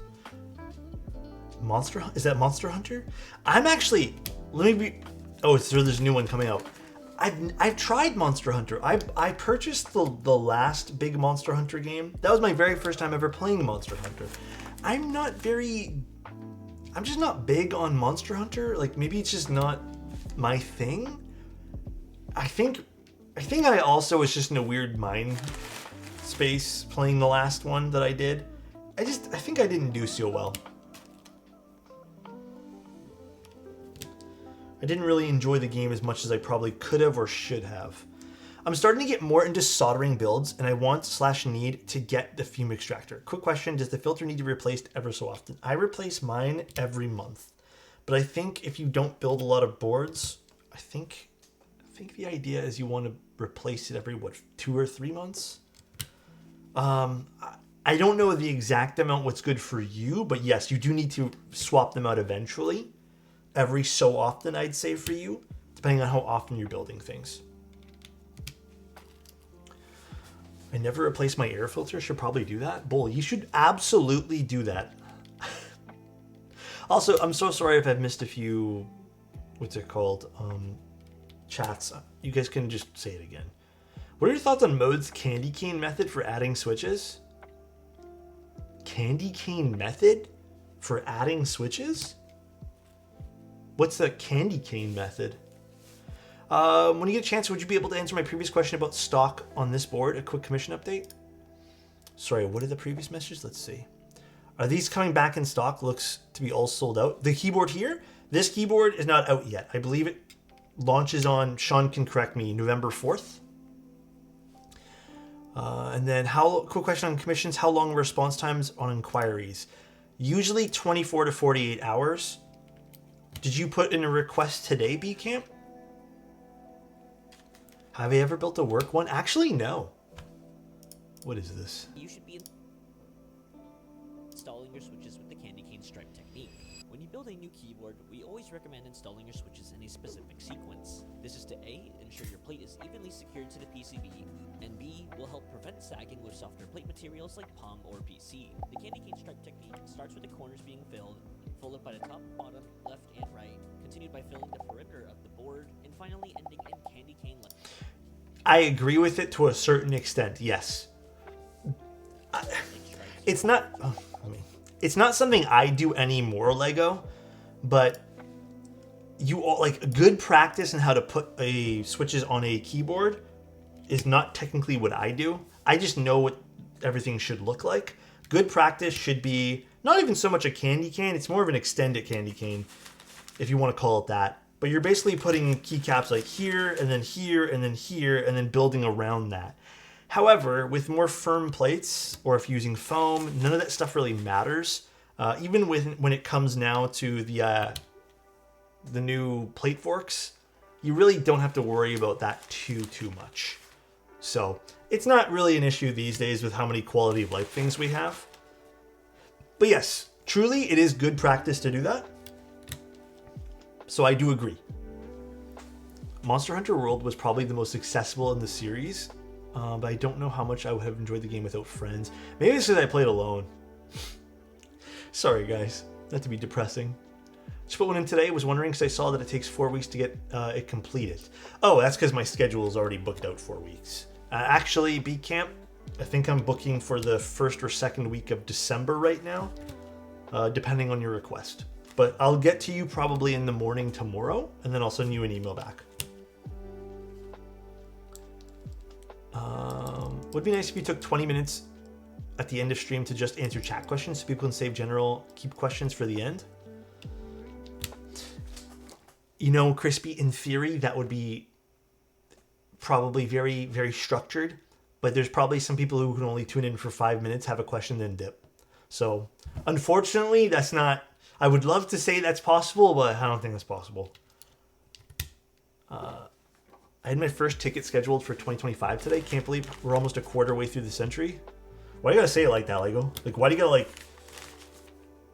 remind us about that? Why can't you just say, like, can't believe it's already December, you know? That's crazy. What dips do I like? I don't like dips. Well, why do you... Meme, you already know this, though, man. I know you're just doing this to get a rise out of everyone else here. I don't like dips at all. The only dip I like is, like, I guess for nachos, is 3 cheese and, like, crab dip and all that other stuff. I don't like dip for pizza. I don't like dip for regular potato chips. That's it. I don't like guac. Tobacco dip. God damn. Gravy? I'm not a huge gravy person these days. What about fruitcake? Okay. Thanks for making us 80 kids feel old. Sorry, Sean. French onion dip? I can't say I've had that, but that does sound actually pretty good. What do I think about Gatorade smoothies? I like them. I'd buy them again. What's my alcoholic drink of preference if I had to drink on a night out? My alcoholic choice is a beer. And I think if I could pick any beer in the world, I'd pick a Guinness. That is my number one choice. I think Guinness is absolutely delicious. Alex is Canadian? No human doesn't like guac. Oh wait, Alex is Canadian. God damn. I've been getting shit on a lot for being Canadian. That's crazy. Where would you say this board fits now that you've done the Neo 75 and the TKD and the Sonnet? So that's actually something we brought up at the beginning of this song. Let me take a moment for this. It's a very interesting point, right? Like, where does this fit? We have the Sonnet, which has been readily available for a while now, which is a bit more on the premium side when it comes to pricing, I guess, or let's just use the word higher side of pricing. We have the Neo 75, which is a very competitive price, and then we have the TKD, which is around the same. I think technically, I don't know how much shipping this is going to be. Sean, do you have an idea if this is going to have, I guess, a baseline shipping cost, or is it going to vary depending on where people live? Just so I can get an idea of maybe some of the shipping cost for this. Because I think the Neo after shipping and some stuff, plus the DKD, which already includes shipping, each one of those comes out to about, maybe not the Neo. The Neo can vary a little bit, but let's just say around $220, $225. This keyboard starts at $195. let's just say 200 for the version that we have, the cork version. I don't know how much shipping will be, but they're all roughly the same price. It will vary, but 300 switches from KBD fans from China to Taiwan cost me $30. So let's just say this maybe airs on the premium of $10 then. So $230 to $240. Maybe $10 to $20 premium for this board versus the other ones. I don't know yet because we haven't built it all, but I think this, if you look at it from, sorry, we're going to have to take a little break from building this because I think this is a very important very important topic to think about, right? The Neo, which is on the desk right now, I think is going to be the board that if you want something heavy, if you want something that feels a bit more designer, not saying that the other boards in this category aren't, and you don't want to break the bank, keyword, I think maybe the Neo is going to be your choice. If you want something that has a bit more of a premium with some more fine tuning of how you can get the keyboard to feel, because I think that's where the lattice blocks of the Sonnet really stand out, right? The TKD is interesting. The TKD is one of those ones I'm having a hard time loving because the TKD, and I have to be understanding of this too, the TKD doesn't have the best hot swap availability for their PCB. And I know what people look for in keyboards these days because even when I did my little collab with Mode, a lot of people buy hot swap. There's not a lot of people who buy solder. It's very minimal actually these days. And if they don't have a strong PCB with a lot of compatibility, then that sucks. Like, I think that might turn off some people. The TKD is a tough one for me. I'm having a lot of trouble wanting to love that particular board. But if you're buying that for the solder, I think the TKD is a very solid top mount. Very, very solid top mount. And that's all you're going to get from it. It's a very classy looking top mount. I think it's fine. Now, the Wuche board, obviously we haven't finished it yet. The Wuche board has a bit of an advantage, I'd say, so it can stand out. It has a screen as well as a scroll wheel on it, giving you some extra, I guess, usability from the board. It does have all the nice features and accessibility like the Neo does, which the TKD and the Sonnet both do not have. And it does have some interesting mounting options. So you do get a little bit more of a, again, way to fine-tune your type, which has more than the Neo. The Neo really only has one good mounting style so far. And this technically has more than the TKD, because the TKD technically only has one, and it has more than the Sonnet. So this board does have some stuff going for it. It also has tons of color options. It's a little bit more out there in the way it looks. Not as timeless of a design, I'd say. I think it's obviously a larger conversation than just which is better. But I think they all have something unique going for it. But if I had to personally rank things right now, obviously this is not done, so we're going to revisit this list. Someone remind me at the end of stream. I would pick the Neo 75 at the very tippity top, personally. I think the Neo 75, when you look at things like value, what you're getting, I think it just beats everything for what you're getting, like the copper, everything. I would put the Sonnet second. So far, this is looking like it's going to be good. Obviously, I haven't heard it. I might actually put this as my third choice. And then the TKD, unfortunately, for me, that hot swap PCB just kills it for me. It's hard for me to love it. I'm putting it right at the bottom because of that. I think that's a huge deal breaker for a lot of people. Who knows? Maybe this will sound really good and I can be like, damn, you know what? This might tie another board. But so far, that's kind of the way my list is sitting. I want to put the Sonnet on top. Trust me, I do.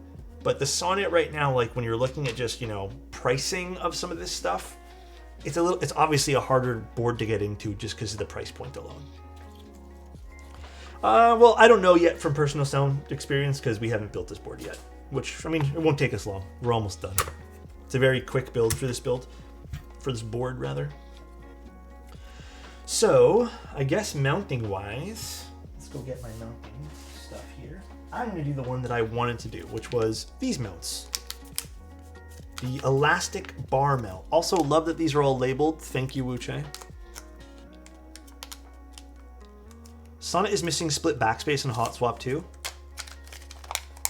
I would say that's less of an issue though, compared to what the TKD PCB had.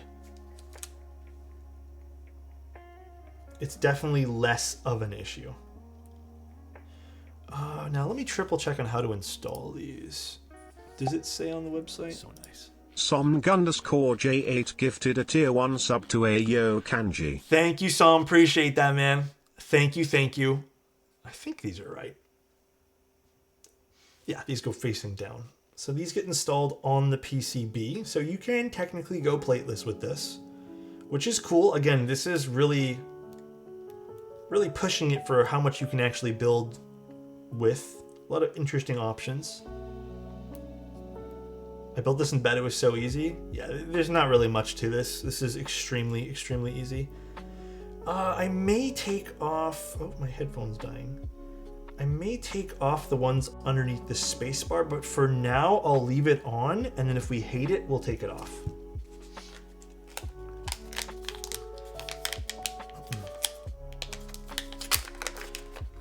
Do people have strong feelings for 6.25 versus 7U? I prefer the symmetrical look of 7U, but curious what others think.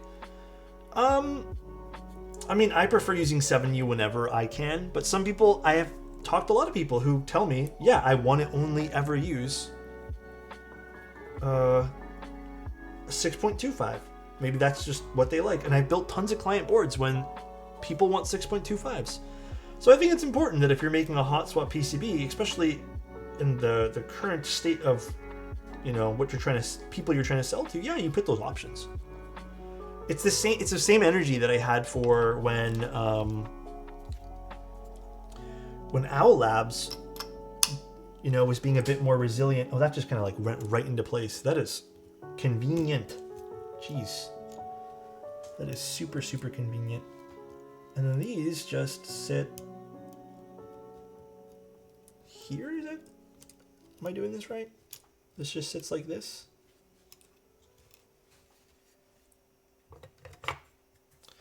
Does this have any sort of special way this sits? I don't think so, right? This just sits like this.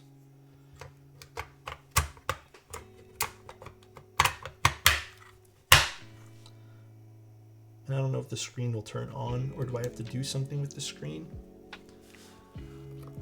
There's a little rubber pads installed on the base. Was there something else I missed for the base of this? Hold on a second.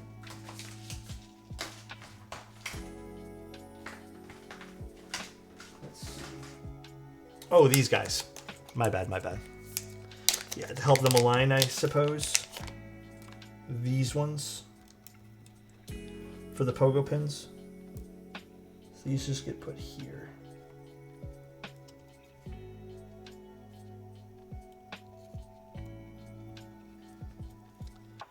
Can I play Flappy Bird on the screen? I don't think you can, unfortunately. I don't think Flappy Bird is on the docket to play. How do these get installed, Sean? Do these just get put, I guess, like that, right?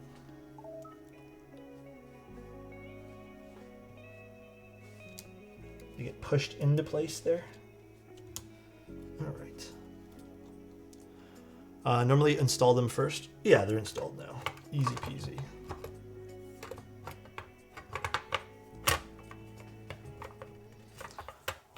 Interesting. Oh. What's going on here? I don't like the way this one here is kind of flopping around. It's making me like uneasy putting this in.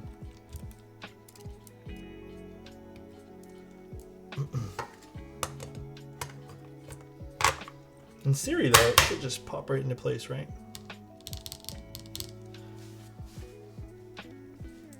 Now, should that activate immediately the screen? Or no? How dare they not allow us to play Flappy Bird? I'm so sorry, my friend. Joining in a bit late. I got into a volunteering role for a non-profit. Excited to start the journey. Oh, there it goes. Okay, I guess I have to plug it in first. All right. Shake my head. By the way, Zany, you don't have to apologize. Interesting. Oh, So this is a volume rocker to start. Very, very interesting. So nice. Yeah, maybe I do have to plug it in first. Does it not stay on after I... Maybe it just needs to be initialized when I plug it in? I don't know. I did use the cork foam between the PCB. Oh, I like that. That is interesting. That is fun. It tells you what you're clicking. Okay. That's a cool little... I'll give it that. That's pretty neat. Alright, let me put some keycaps on this thing. Let me grab those keycaps from this board over here. Now we know what you type when you test. It'll just be like the same two keys over and over again.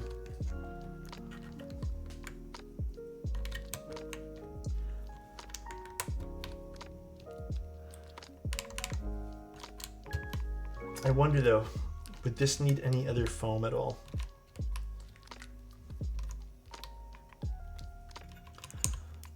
Also, I think Sean mentioned that, where is it? That they will do plates with no flex cuts as well.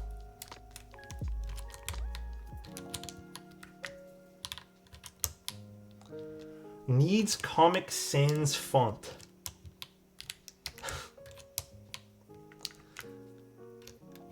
Good to know Alex presses multiple switches when he pushes on the keycaps. Yeah. I love you guys. Yeah, I had to really be careful of what I typed today. No more typing in Geoff smells.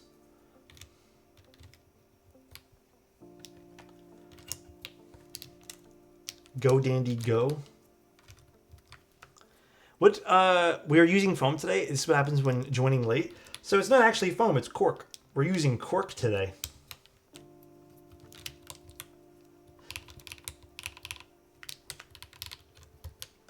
It definitely feels like there's a bit of an echo happening in the case. However, let's put on the keycaps and judge then without judging right away. I wonder if it's just because the mounting is too stiff, but we'll see. It is a bit softer. It doesn't feel as soft as I was hoping it would feel, though.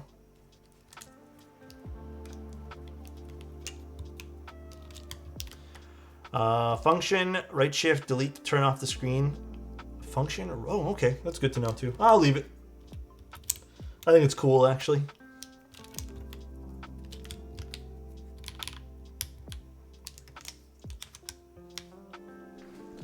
I think it's quite neat.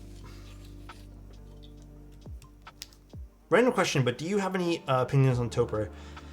I'm starting to get into it, but it's a strange rabbit hole. I don't really use it that often, so personally, I don't really have any like strong feelings towards it, I guess. What's going on here?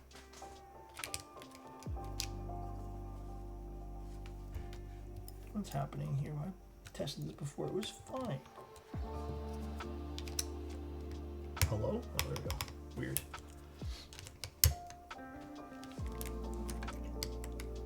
Neo 65 build complete. Nixies on Alu with WS Perpcois. I can never pronounce that properly.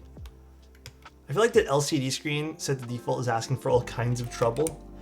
You know what? I personally don't think it is, but I feel like a lot of people are gonna have a lot of fun with it. It's kind of silly. What other screens can I activate, Sean? I don't think I saw a layout list for what else I can do with it.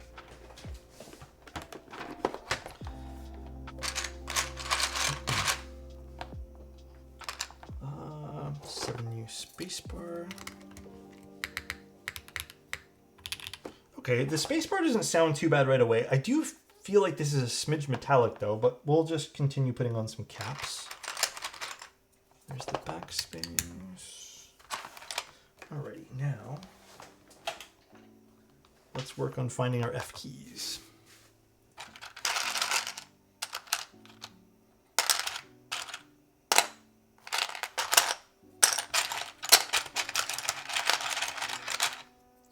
F2 and F4. This is a fun green, I agree.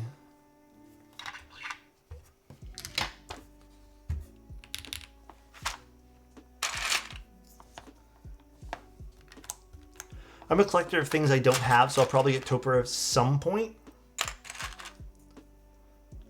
I mean, dude, why not? It's fun to explore different things.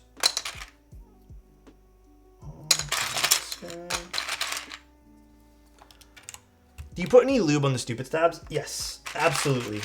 I know that they sound decent without lube. I've actually tried them without lube. They do sound pretty decent. I still recommend putting lube on them though. I think it would be a bit of a miss not putting lube on them.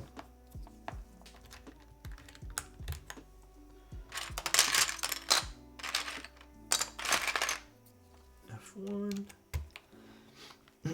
205 I think is adequate for them. I don't think you need anything else like crazy for them, to be honest. You know what? It's shaping up to not be a metallic-y sound signature. We just need to put all the keycaps on it. Let's find the rest here. Delete, perfect. I'm hearing some really goodness. Yeah, I'm hearing some nice sounds too.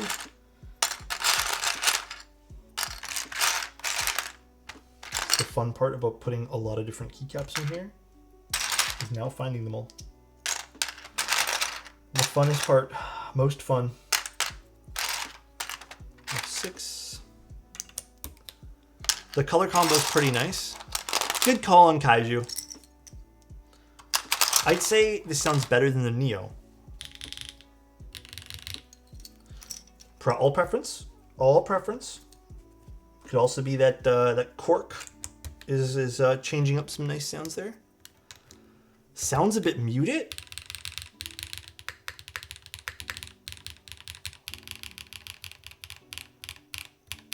The Cork is doing spacebar nice. The Cork is definitely muffling it a smidge, I'd say, but not in a bad way. I think this is more of the characteristic of HMX switches.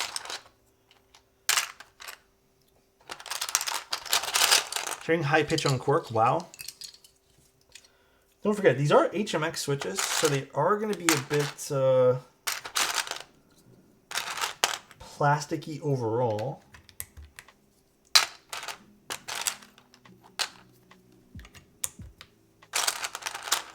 If Cork works on a keyboard, does that mean the keyboard is wine? You know, I don't know what to say to that.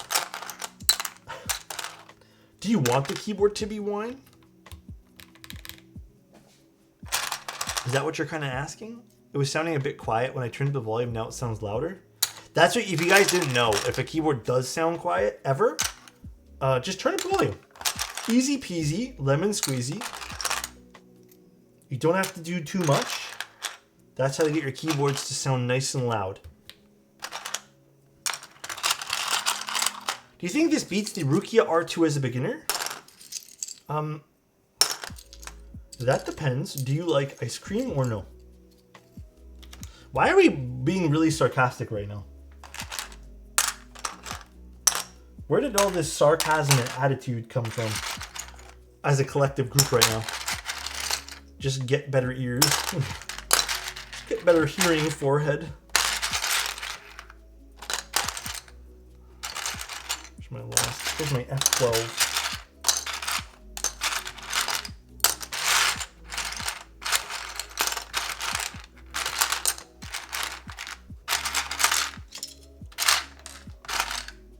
Found you. Everyone is sarcastic on Mondays. Is that a thing? All right, so I'm gonna try a few different things here.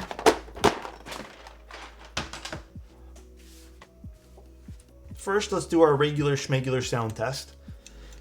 Then we'll try some different mounting styles.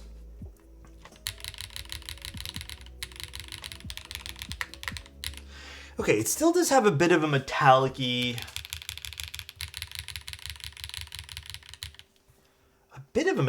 sound signature. I'm wondering though, is it because the feet were so high off of the ground?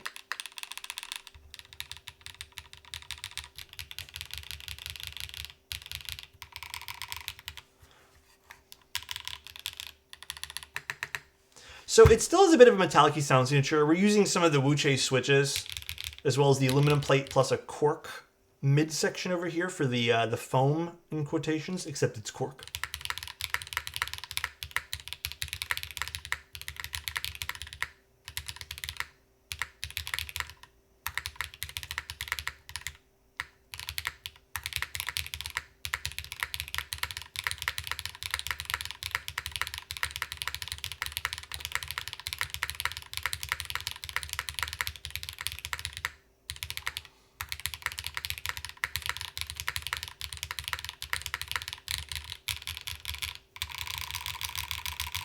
It is thuddy, and I'm wondering... Let me try some stuff here. Yeah, I feel like it's a bit thuddy sounding, and I'm wondering if it's...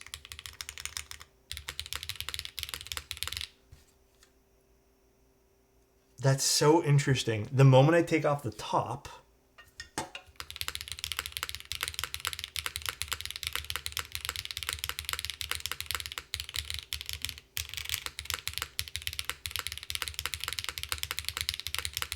Because I really like this without the top on it. I'm wondering if anything is impacting something to cause it to be thudding somewhere.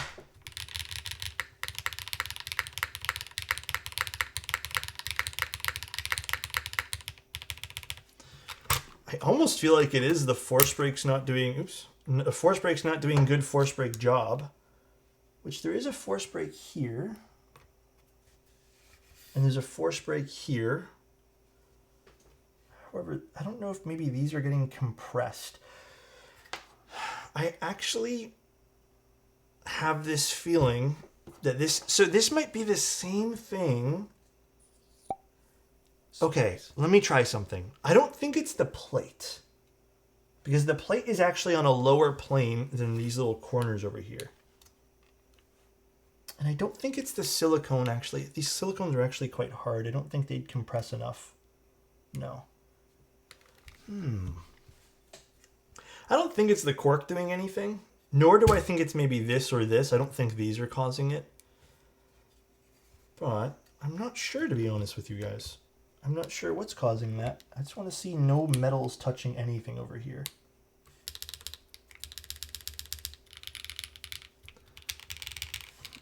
Maybe the sides of the case? Maybe it is the metal tabs that are appearing on this over here. I'm curious about something. The Google Drive again on Discord. The operational manager has the shortcuts. Thanks, Sean. Appreciate it. Let's hear it one more time with the case on. Actually, let's do this too. I want to take this guy off, as well as this mounting point off.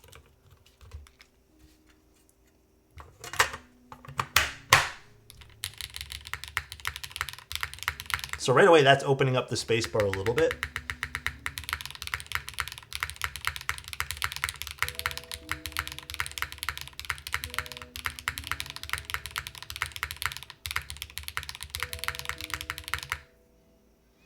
It still has a weird thuddiness to it, I agree.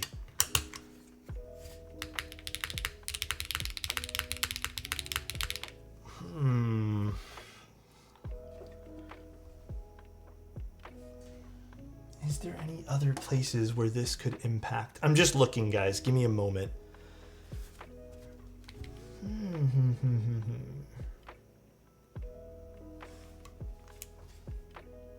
How does that sit against the gold piece on the back?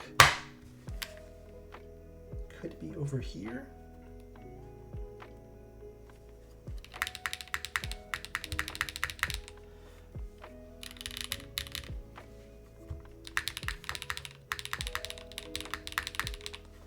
You know what I wonder if it's this thing. I have an idea. I'm gonna try one thing. Bear with me as I do this, by the way, guys. This is the fun part of the stream. Is kind of like, well, to me anyways, this is the most fun part, by the way. I think the feet would not be tall enough for this little grate thing. You see what I mean, Cheese Man? Because when I lift the board up slightly, the sound signature changes.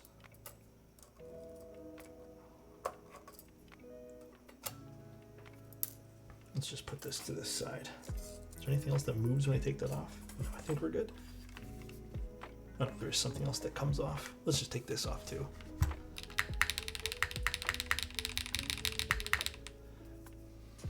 Does that help it a little bit?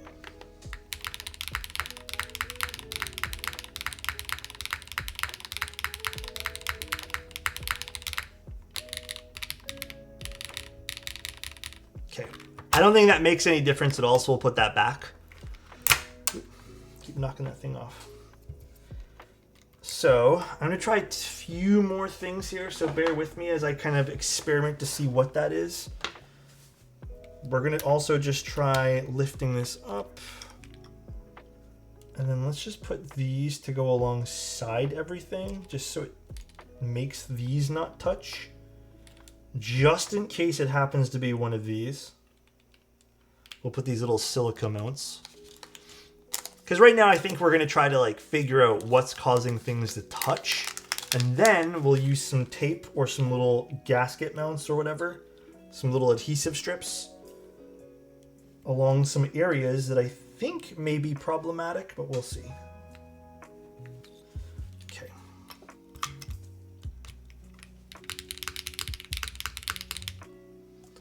I'll put that back here in a moment too.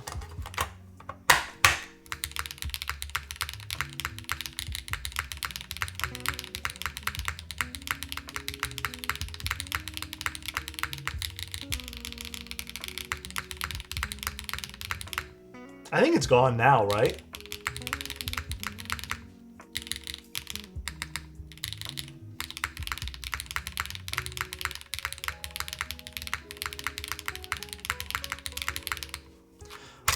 %90 gone IMO. It's the aluminum plate. Okay, so let's do a few more things. Let's actually take these guys off and just use those silica mounts.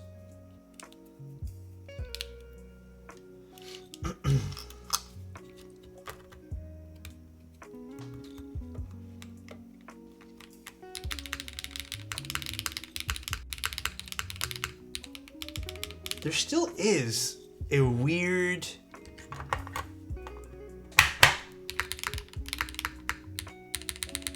amount of something that's happening. I don't know if you guys can catch it on the microphone, but I still feel like it's there, just a smidge. And I just want to figure out what that is. So let's grab some little stickers of some sort. Or you know what, let's just use some masking tape for this. Ugh. I don't think I have many of those stickers left.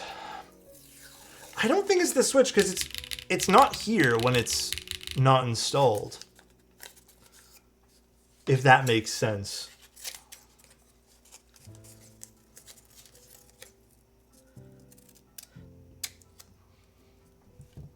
Okay, this is going to be a bit messy, but it's also just going to show us exactly where I'm putting them. Actually, you know what we'll do? Just so it has it.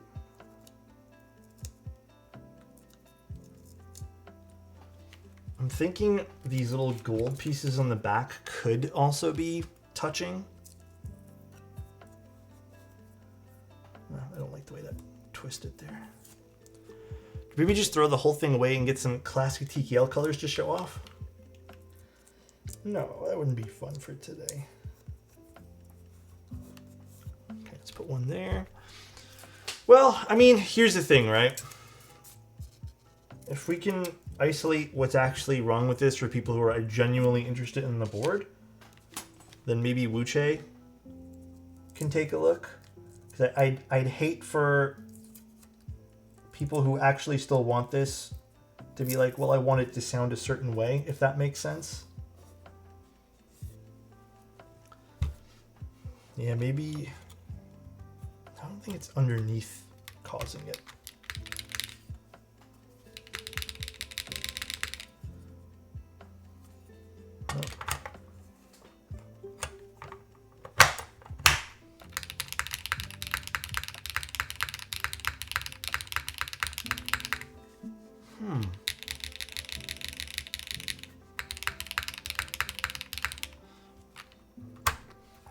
think that did help a bit.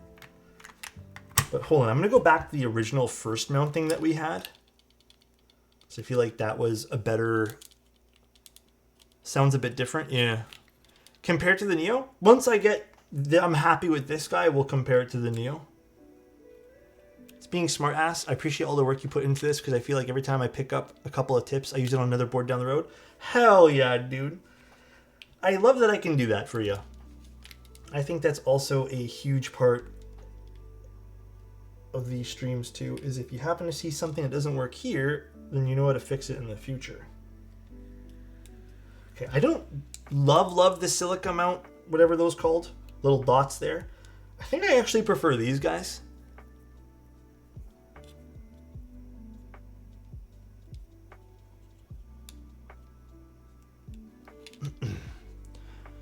Is something on your desk? Just put on another mat and see. I mean, we can try a different desk pad too, but I've never had issues with this desk pad, so I would hate to chalk it up to like don't use certain desk pads with a certain board type thing. I also think that's a bit of a weird disclaimer there too. Like only works on certain desk pads or sound study otherwise. Try with a cork desk pad.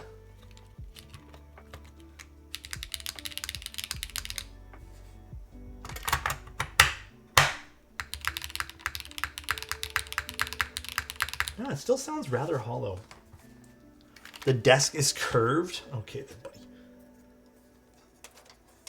Have you verified the desk is not warped? Oh my goodness. The desk is not warped. Trust me. Put down the Neo and start typing. Give me a moment, and I will do that. Marble test on the desk. Guys, I got no marbles for you guys. Let's try a different desk pad too. Guys, I really don't think it's anything else that's on the desk. I think that's reaching.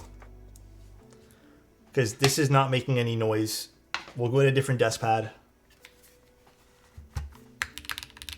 Still doing the same old thing. Let's go grab a different desk pad.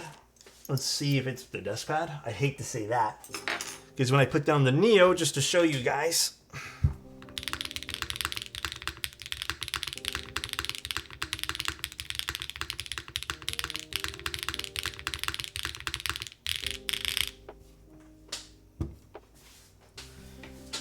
So, grab a different desk pad though.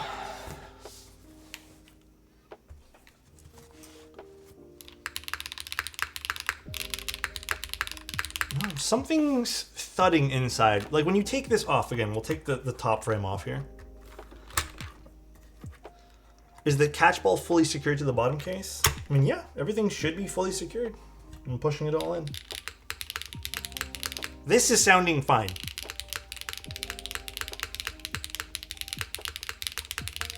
With no case on it. It's the moment we put the top case on, which leads me to believe something's impacting something. So I don't know. I don't think it's where I put these blue pieces of tape. What else could be impacting it? Unless it's these large surface areas over here. So let's try putting a bit of tape there too. Let's try cutting some tape there. The gaskets near the spacebar were already removed. Guys, I appreciate all the insight. I love you guys. But let me try a few things and then we can reconvene. It could also be the catch balls are too tight. You make a good point.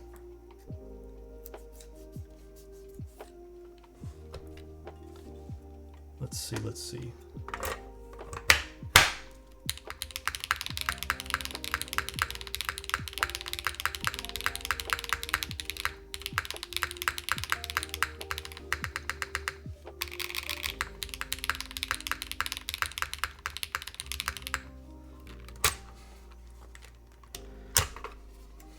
I don't know.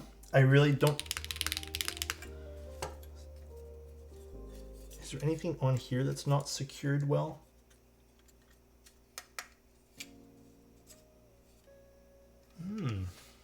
Still better, but slightly there. I agree.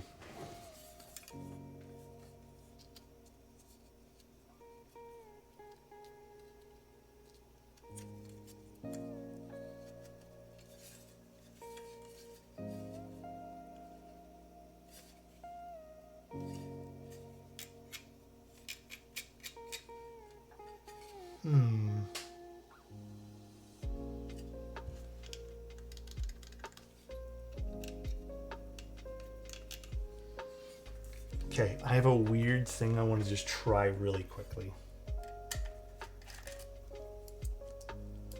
It could be some small little gap. I wonder if the proto case is ever so slightly warped. Yeah, I'm going to say this, though, just so you guys don't get the wrong idea, too, guys. I didn't really hear these sounds on other people's prototype cases.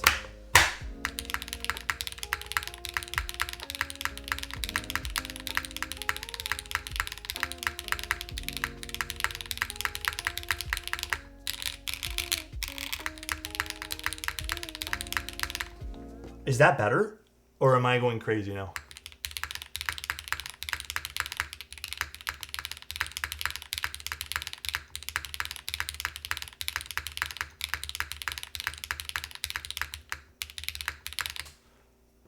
Is that a bit better?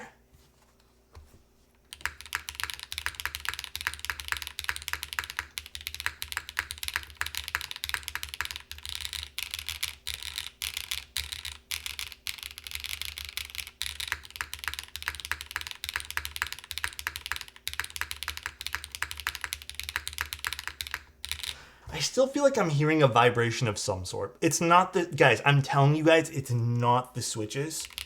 I'll put in some other things in here just so you guys can see. I feel and hear a weird vibration that I can't tell what it is. It could also be something in here is damaged that we just don't know about. Slightly better. I'm hearing it too. Okay, as long as you guys are on the same page, that makes me happy. But I am hearing a slight vibration. Here, just so we can rule it out, we'll move some switches around.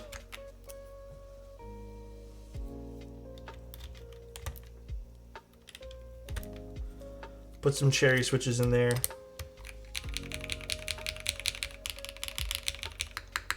I feel like it's still, I can feel and hear some extra vibration there. Make sure the pogo pins are seated neatly in the rubber so it's not hitting any metal. I mean, yeah, they're in the rubber. Everything's in the rubber there. Nothing's touching anything.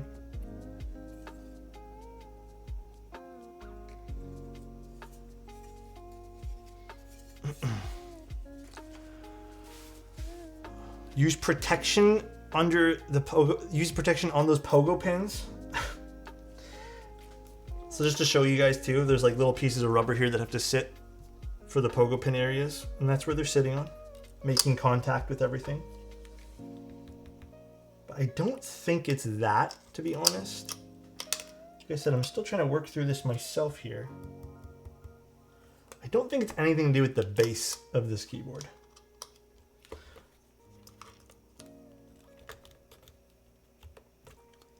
Try Play Doh. What's Play Doh? Someone's weight was a little loose. Oh, should we screw in the weight too then? No, this seems to be a-okay weight-wise. I think we're okay. Try it with bottom cork. I don't think this had bottom cork.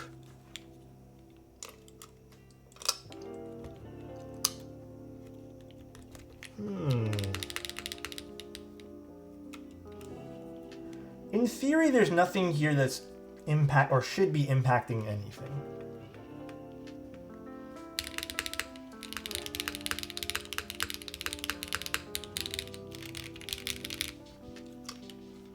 I don't know, guys. Let's try one other thing.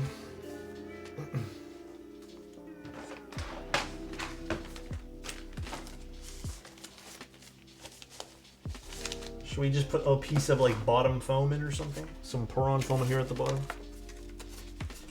This other piece of cork here at the bottom. Yeah, I'm gonna be honest. Again, none of the other sound tests have had this problem that I've seen. Like everything else seems to be okay. I don't know if I'm like the only person with it right now, but it could be a me thing, unfortunately. Such are the joys of live streaming. Sometimes you don't get the absolute best, or something happens somewhere.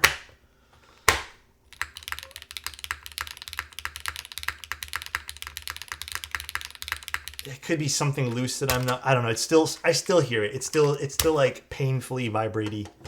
Don't even know a good way to describe that, unfortunately. I don't know what else to check here. Classic Alex keyboard issue. Classic, I guess.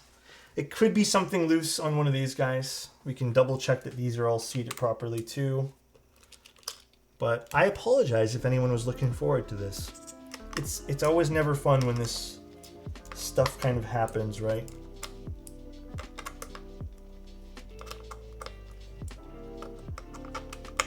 But I think in a different light, this is also very good to see stuff like this happen, because you know what? It'll make Wuche double down and look at the keyboard too and see if there is any potential issues with anything, you know?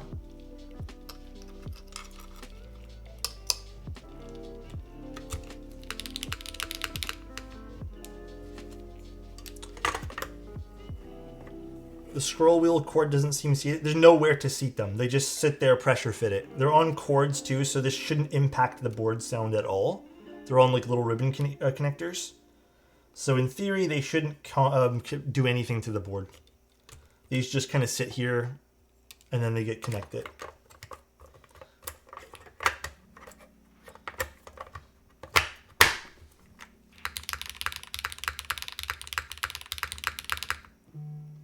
I don't know.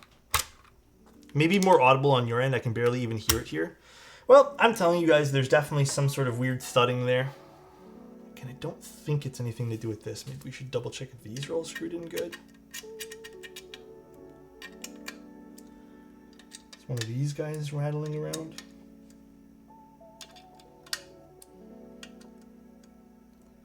Alternatively, I could try one more thing here.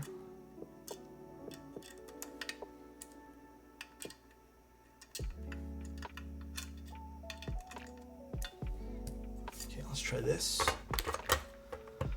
Does it sound like it could be coming from the scroll wheel area? I don't know. That's the weird thing though, Sean, is I really don't know. I'm actually gonna just unscrew this whole lot of areas here, because I already unscrewed the wheel. Let's unscrew all these and just get rid of the pogo connectors. Maybe it's something to do with the pogo connectors causing some weird interference, so to speak.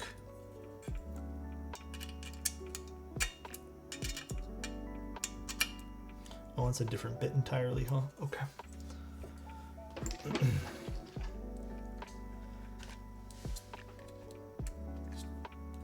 So right now I just want to see if anything on this top frame is doing anything to the board. Force break the entire board. I mean, that's basically what we're trying to do right now.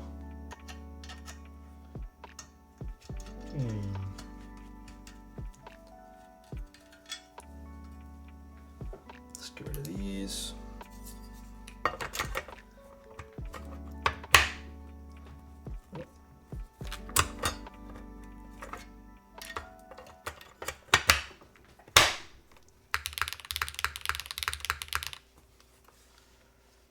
I mean, like, I don't know.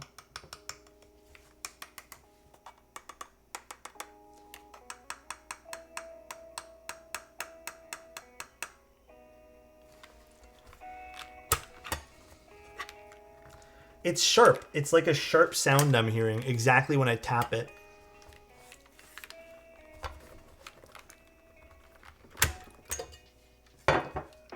So I'm not truly sure what it is.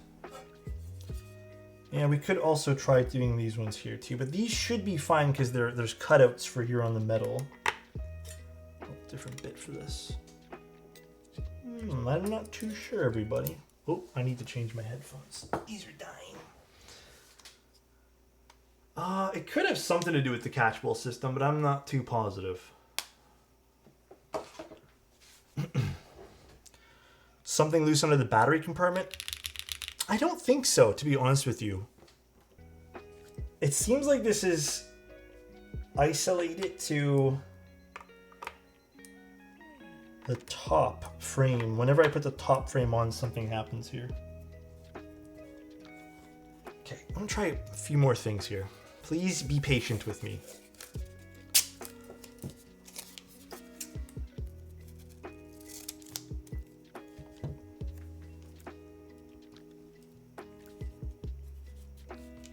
Until I find this issue.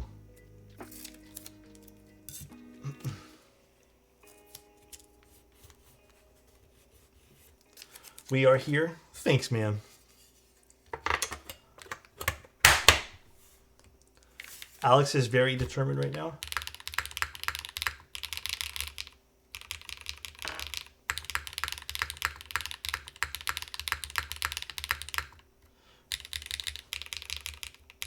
I feel like some of that just went away. Like a lot of that just, I feel like, dissipated the moment I put something in between the sides over here. Because I don't feel it as much anymore.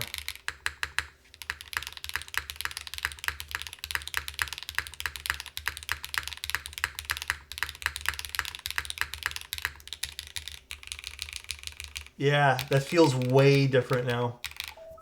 Let's see.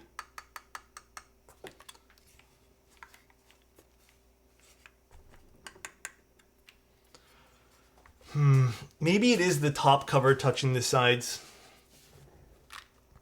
Oh yes, I took those off to replace things. Still thuddy on my end. It's a little better. It's not perfect. It's not like I'm like, oh, breakthrough, you know what I mean? We aren't on like we've hit a breakthrough mode, but I don't know. I'm so sorry, guys. We can try opening this up and taking out the batteries. Let's see. Let's put these back too, so we don't have things flying everywhere.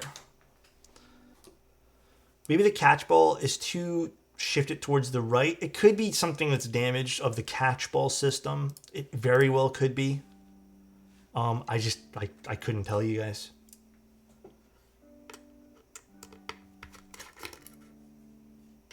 Let's make sure everything underneath is seated fine too.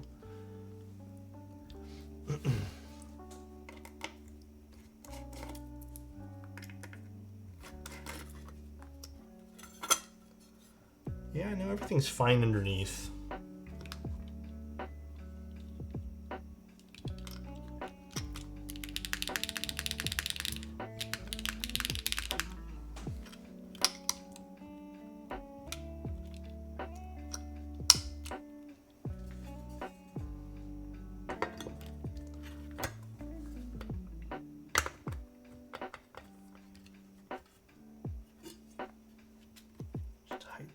For now.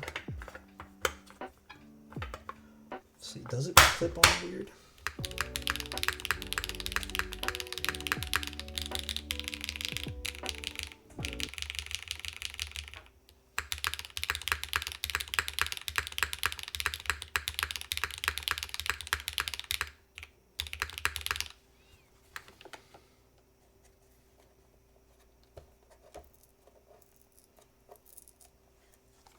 Does it disappear when I'm trying to do something else here.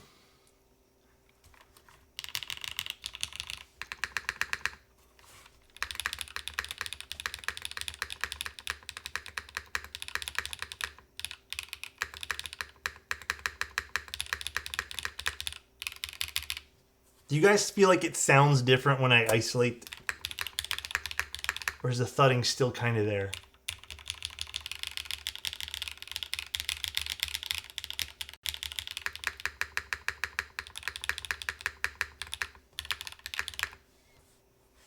I wonder if it's just the feet.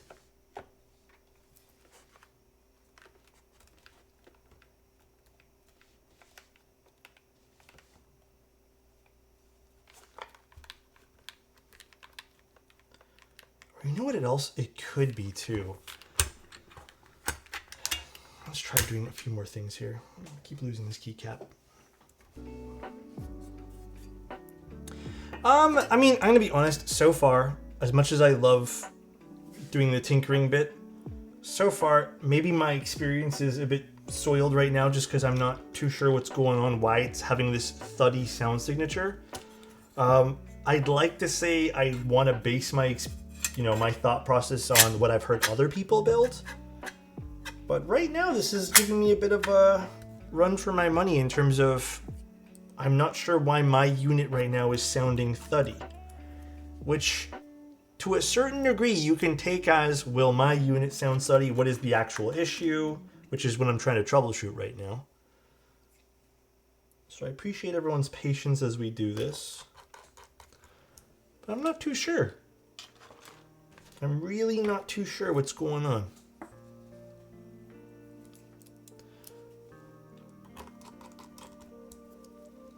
What switches am I using? Some of the ones from Muche, but other people use the same ones from Muche and theirs sounded great.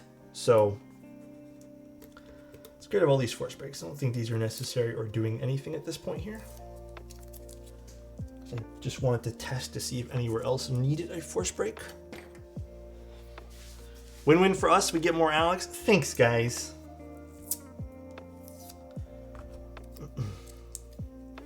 Sean, do you have any other ideas? Do you think it's just a damaged top case or something like that?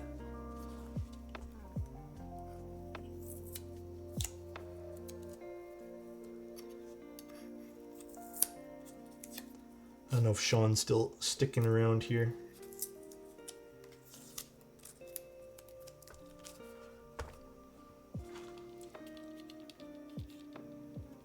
Only other thing I can really think of is let's just install some of these again to help align the case. That's the only thing I can think of because the sound is solid without it. Yeah. And just so you guys are like filled into, the sound sounds great with no top case. Like I think it sounds fine. But then the moment you put the top case on, it suddenly shifts to like this really thuddy, vibration-y experience. So I'm guessing maybe my top case is damaged somehow, but in what capacity, I'm not sure. Maybe something's warped. Maybe something's not seated 100% there, but I'm not sure. Oh, goodness me. Why does this keep coming off?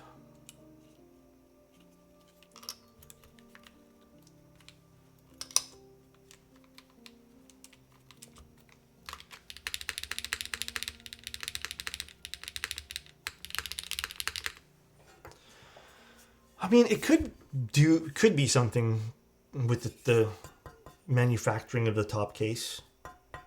It even has a weird resonance to it anyways. But I'm not really sure what it could be. That's the issue, right? Could be even one of these.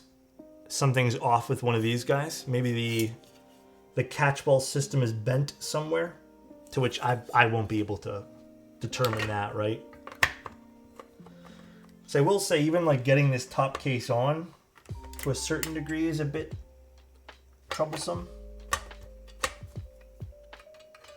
Even when I tuck this guy in over here, it's a little tougher than it should be. So maybe some weird tolerance issue around here somewhere. Edge of the cutout of the bottom case of the screen pogo pin's wavy. What do you mean wavy? The edge.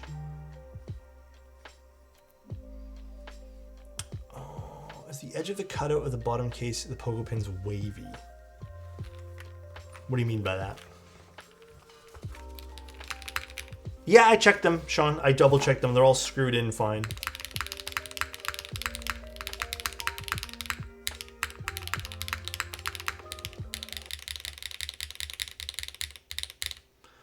Yeah, unfortunately, we're just getting some weird thuddiness from this.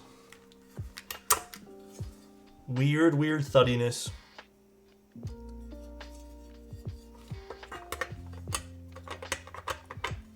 And again, I think it could be a catchball thing, you know. On some of the review units, there seems to be discrepancy on the machining on the edges. Near the pogo pin areas, I'm not seeing anything there. There's some, I don't know if I've done that now, but some paint missing over here, but, or not paint, but coating. I'm not seeing any waviness.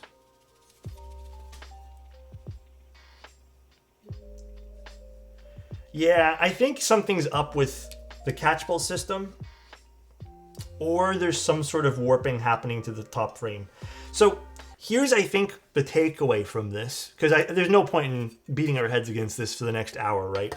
The takeaway is obviously I think Wuche would need to kind of just not even readdress it, but address looking into this, which I'm sure is, you can even tell, like the moment I put that top case on, like it doesn't sound right. Something sounds like it's just misaligned.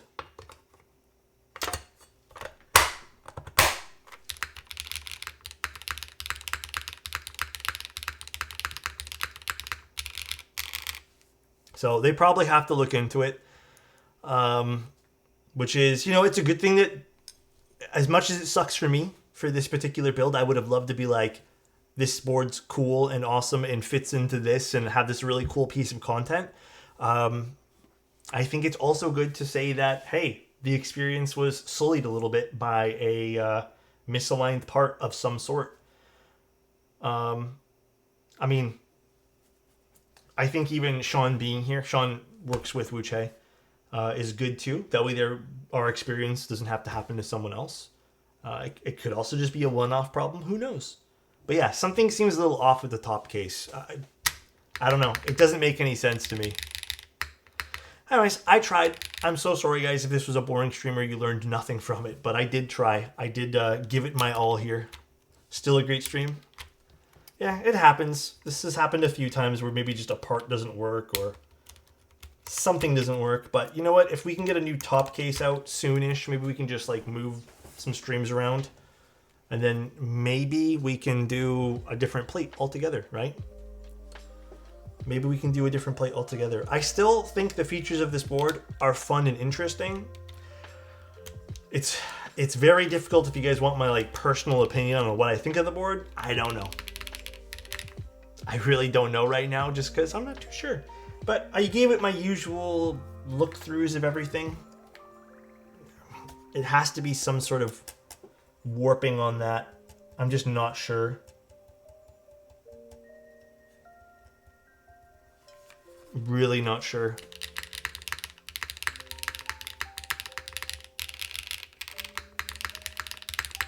I can tell this is gonna sound decent. Yeah, you can. Do you guys hear that? Like when I mean, I guess that happens to everything, but this seems more high pitch. Like there's some sort of. Here, let me just tap a knot my fingernail. The Neo is not doing that when I'm not tapping with my fingernail. It sounds more solid. Right? So something seems to not be aligned. Could be the pogo pins. I removed all the pogo pins. There's no pogo pins in here at all. I got rid of them all just to make sure.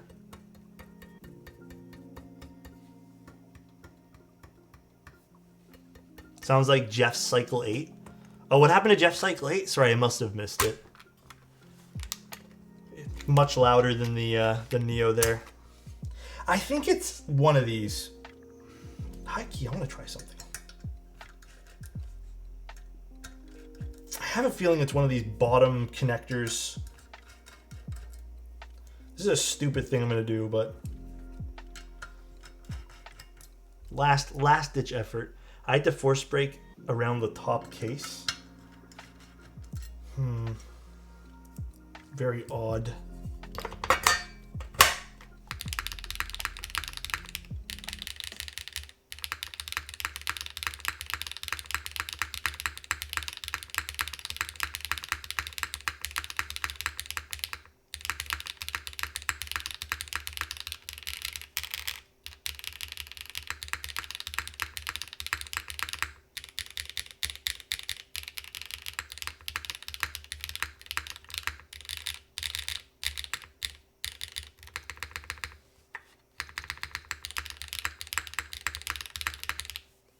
Still feel like I hear some thudding, but maybe it's just something to do with the frame actually being warped in that case, not these. Oh well, I tried. Did you find it installed easier without the two catch balls? Yeah, I just pushed right in. It pushed right in through the top. But I'm not too sure, Sean. I think realistically the best approach would be maybe trying a different top frame entirely. Maybe there's just something wrong with this one here. Unfortunately. It's me. I'm from the apartment above you and stopping my feet during the sound test to throw you off. Oh my gosh.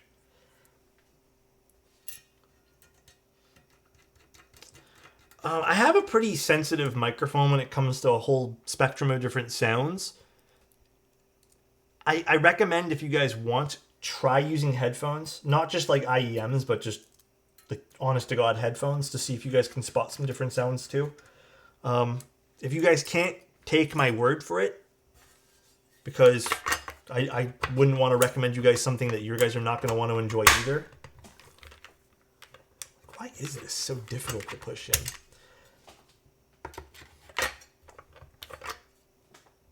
I really don't know, guys. It has to be something. Oh, this is the wrong way. Is it the wrong way? No, it's the right way. It has to be something with one of these catch balls. It's definitely there. I mean, as long as I'm not the only person hearing it, right?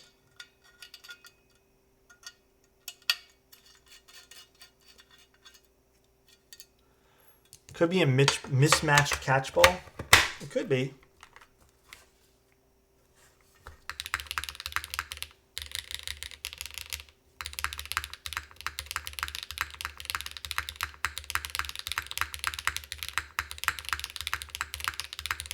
It's weird. When I take away one or two of the catch balls, I feel like the sound does get a lot better.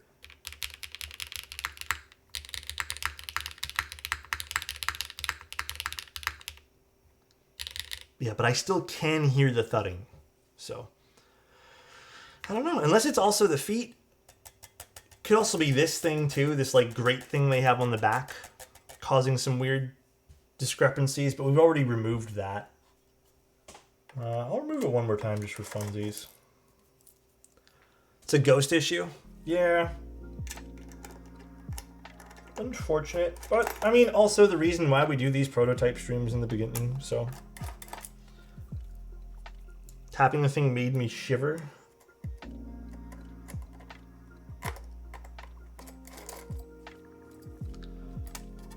Remove all the catch balls for even easier install. Absolutely. Shaving off seconds and more seconds.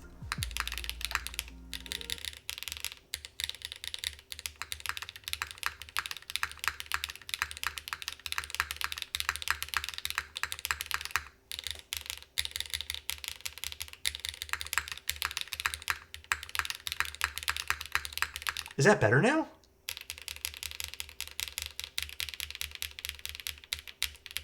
It's mildly better. Although I still feel like I hear it. Oops. I still feel like I hear it a little bit. And if I take off the top case.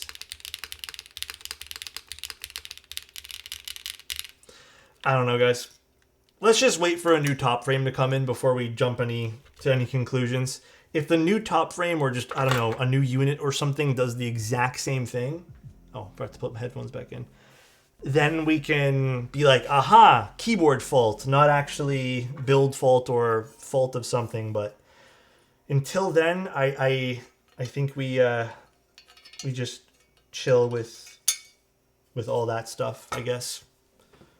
Yeah, it could also be an accumulation or culmination of different things. I agree. It could also be that. But for now, I guess let's just wait. There's nothing else we can really, really do, right? Until then, we have a whole bunch of other streams coming up this week. I still hope you guys found this stream enjoyable. I don't know. I'm really hoping so. Remove all the catch balls was funny though. Don't worry, it's not your keyboard. It's just me sledging against the wall. We are doing the origami tomorrow night. The origami is going to be fun. I have some switches prepped for that one there too. I'm a little disappointed though. I'm not gonna lie. I'm kind of bummed. I always find the streams enjoyable. Well, I appreciate it, guys. I hope it was fun. Am I dressing up for Halloween? I kind of want to be a bag of potato chips. I really want to just be a bag of potato chips and see what happens. See if anyone like hates me for it. W stream. Thanks, guys. Appreciate it. But as of right now, to give you guys, again, honest thoughts, and I hope Wu Che understands, like, why I'm going to say this. Right now, the board in its current state, like, if it's a tough call just because, again, I feel like other people had better, I guess, experiences than I did. But as of its current state, it's something that, yeah, that would bug me to no end. Having all that thudding and kind of vibration that's happening, it just feels like something is not properly isolated. So that is the crux of the issue, right? When a stream is this pretty and polished with a streamer so polite and energetic, it's really hard to have a bad stream. Thank you, K-Live. Appreciate that, man. Always learn something. Thank you, Timmer. But yeah, hopefully we still had some fun. But until next time, guys, let's go find someone we can go raid. I'm going to put this thing back together and then touch base with Wuche a bit more. And then we'll hopefully do a redo of this stream entirely. I watched Keyboard's video on this keyboard and he was glazing over this board, so glad there's someone with honest reviews. Guys, the one thing I'll say about streaming, and I'll say this with like the utmost, I don't know what anyone else does, okay? I don't know, and truth be told, I could care less. That's whatever people's platform. With live streaming, if something goes wrong, I cannot fucking hide anything. You guys see it, and I'm sitting there scratching my head trying to figure out what's going on too. So that's the joys of doing these things on live streams. Is, dude, I cannot hide shit. All right. If something's bad, there's no like glossing over it. It's just because I already know. You know what I know about this stream too, and I love about you guys. If something is wrong, there's like a few people in here who love grinding my gears about stuff like this, and they won't let it go for the rest of the stream. So like there's no way to hide things here. I'm glad you didn't accept the flaw and sought out to fix it. Well, yeah, I mean, that's the fun part about doing this. And that's why I like working with vendors like Wuche and other manufacturers and designers, just because I feel like it's just fun to do. I'm sure they appreciate the input too. Like, I'm sure Wuche is not upset right now. I hope Wuche is not upset. And instead of being upset, they're just like, how can we make this better? Or how do we fix this so no one ever does this it happens to again? So that's usually what I want people to do. Does it mean it always happens? No, but it's nice when companies do that, I guess.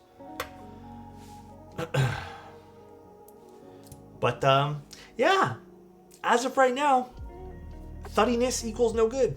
So we're blacklisting you right now. Oh shit! Oh no. Wuche Jade switches are my fave. Have you tried them? Have I tried Jade switches? No. I do want to try the rest of these switches though. I'm probably going to use these on a board soon. I actually like the way these feel. And then I will say the stupid stabs feel really good too. They take like literally nothing to get sounding good.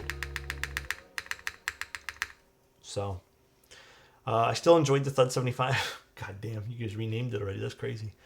All right, guys, let's go find someone else to raid. I don't know who's on. To raid. Let's go see. I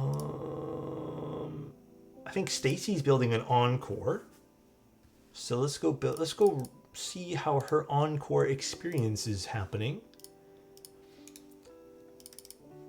Yes, let's talk more, Sean. Let's figure out the problem. Well, this keyboard's not plugged in. They are called stupid stabs. I don't love the name of them, but yeah, that's what they're called. Alright, guys. Enjoy the rest of your guys' night. I will see you guys at 7 p.m. tomorrow if you guys want to see the origami, which is really cool. But I'll see you guys soon. Bye, everyone, and love ya. And have a good night. You guys better sleep well, by the way. You better. See you guys.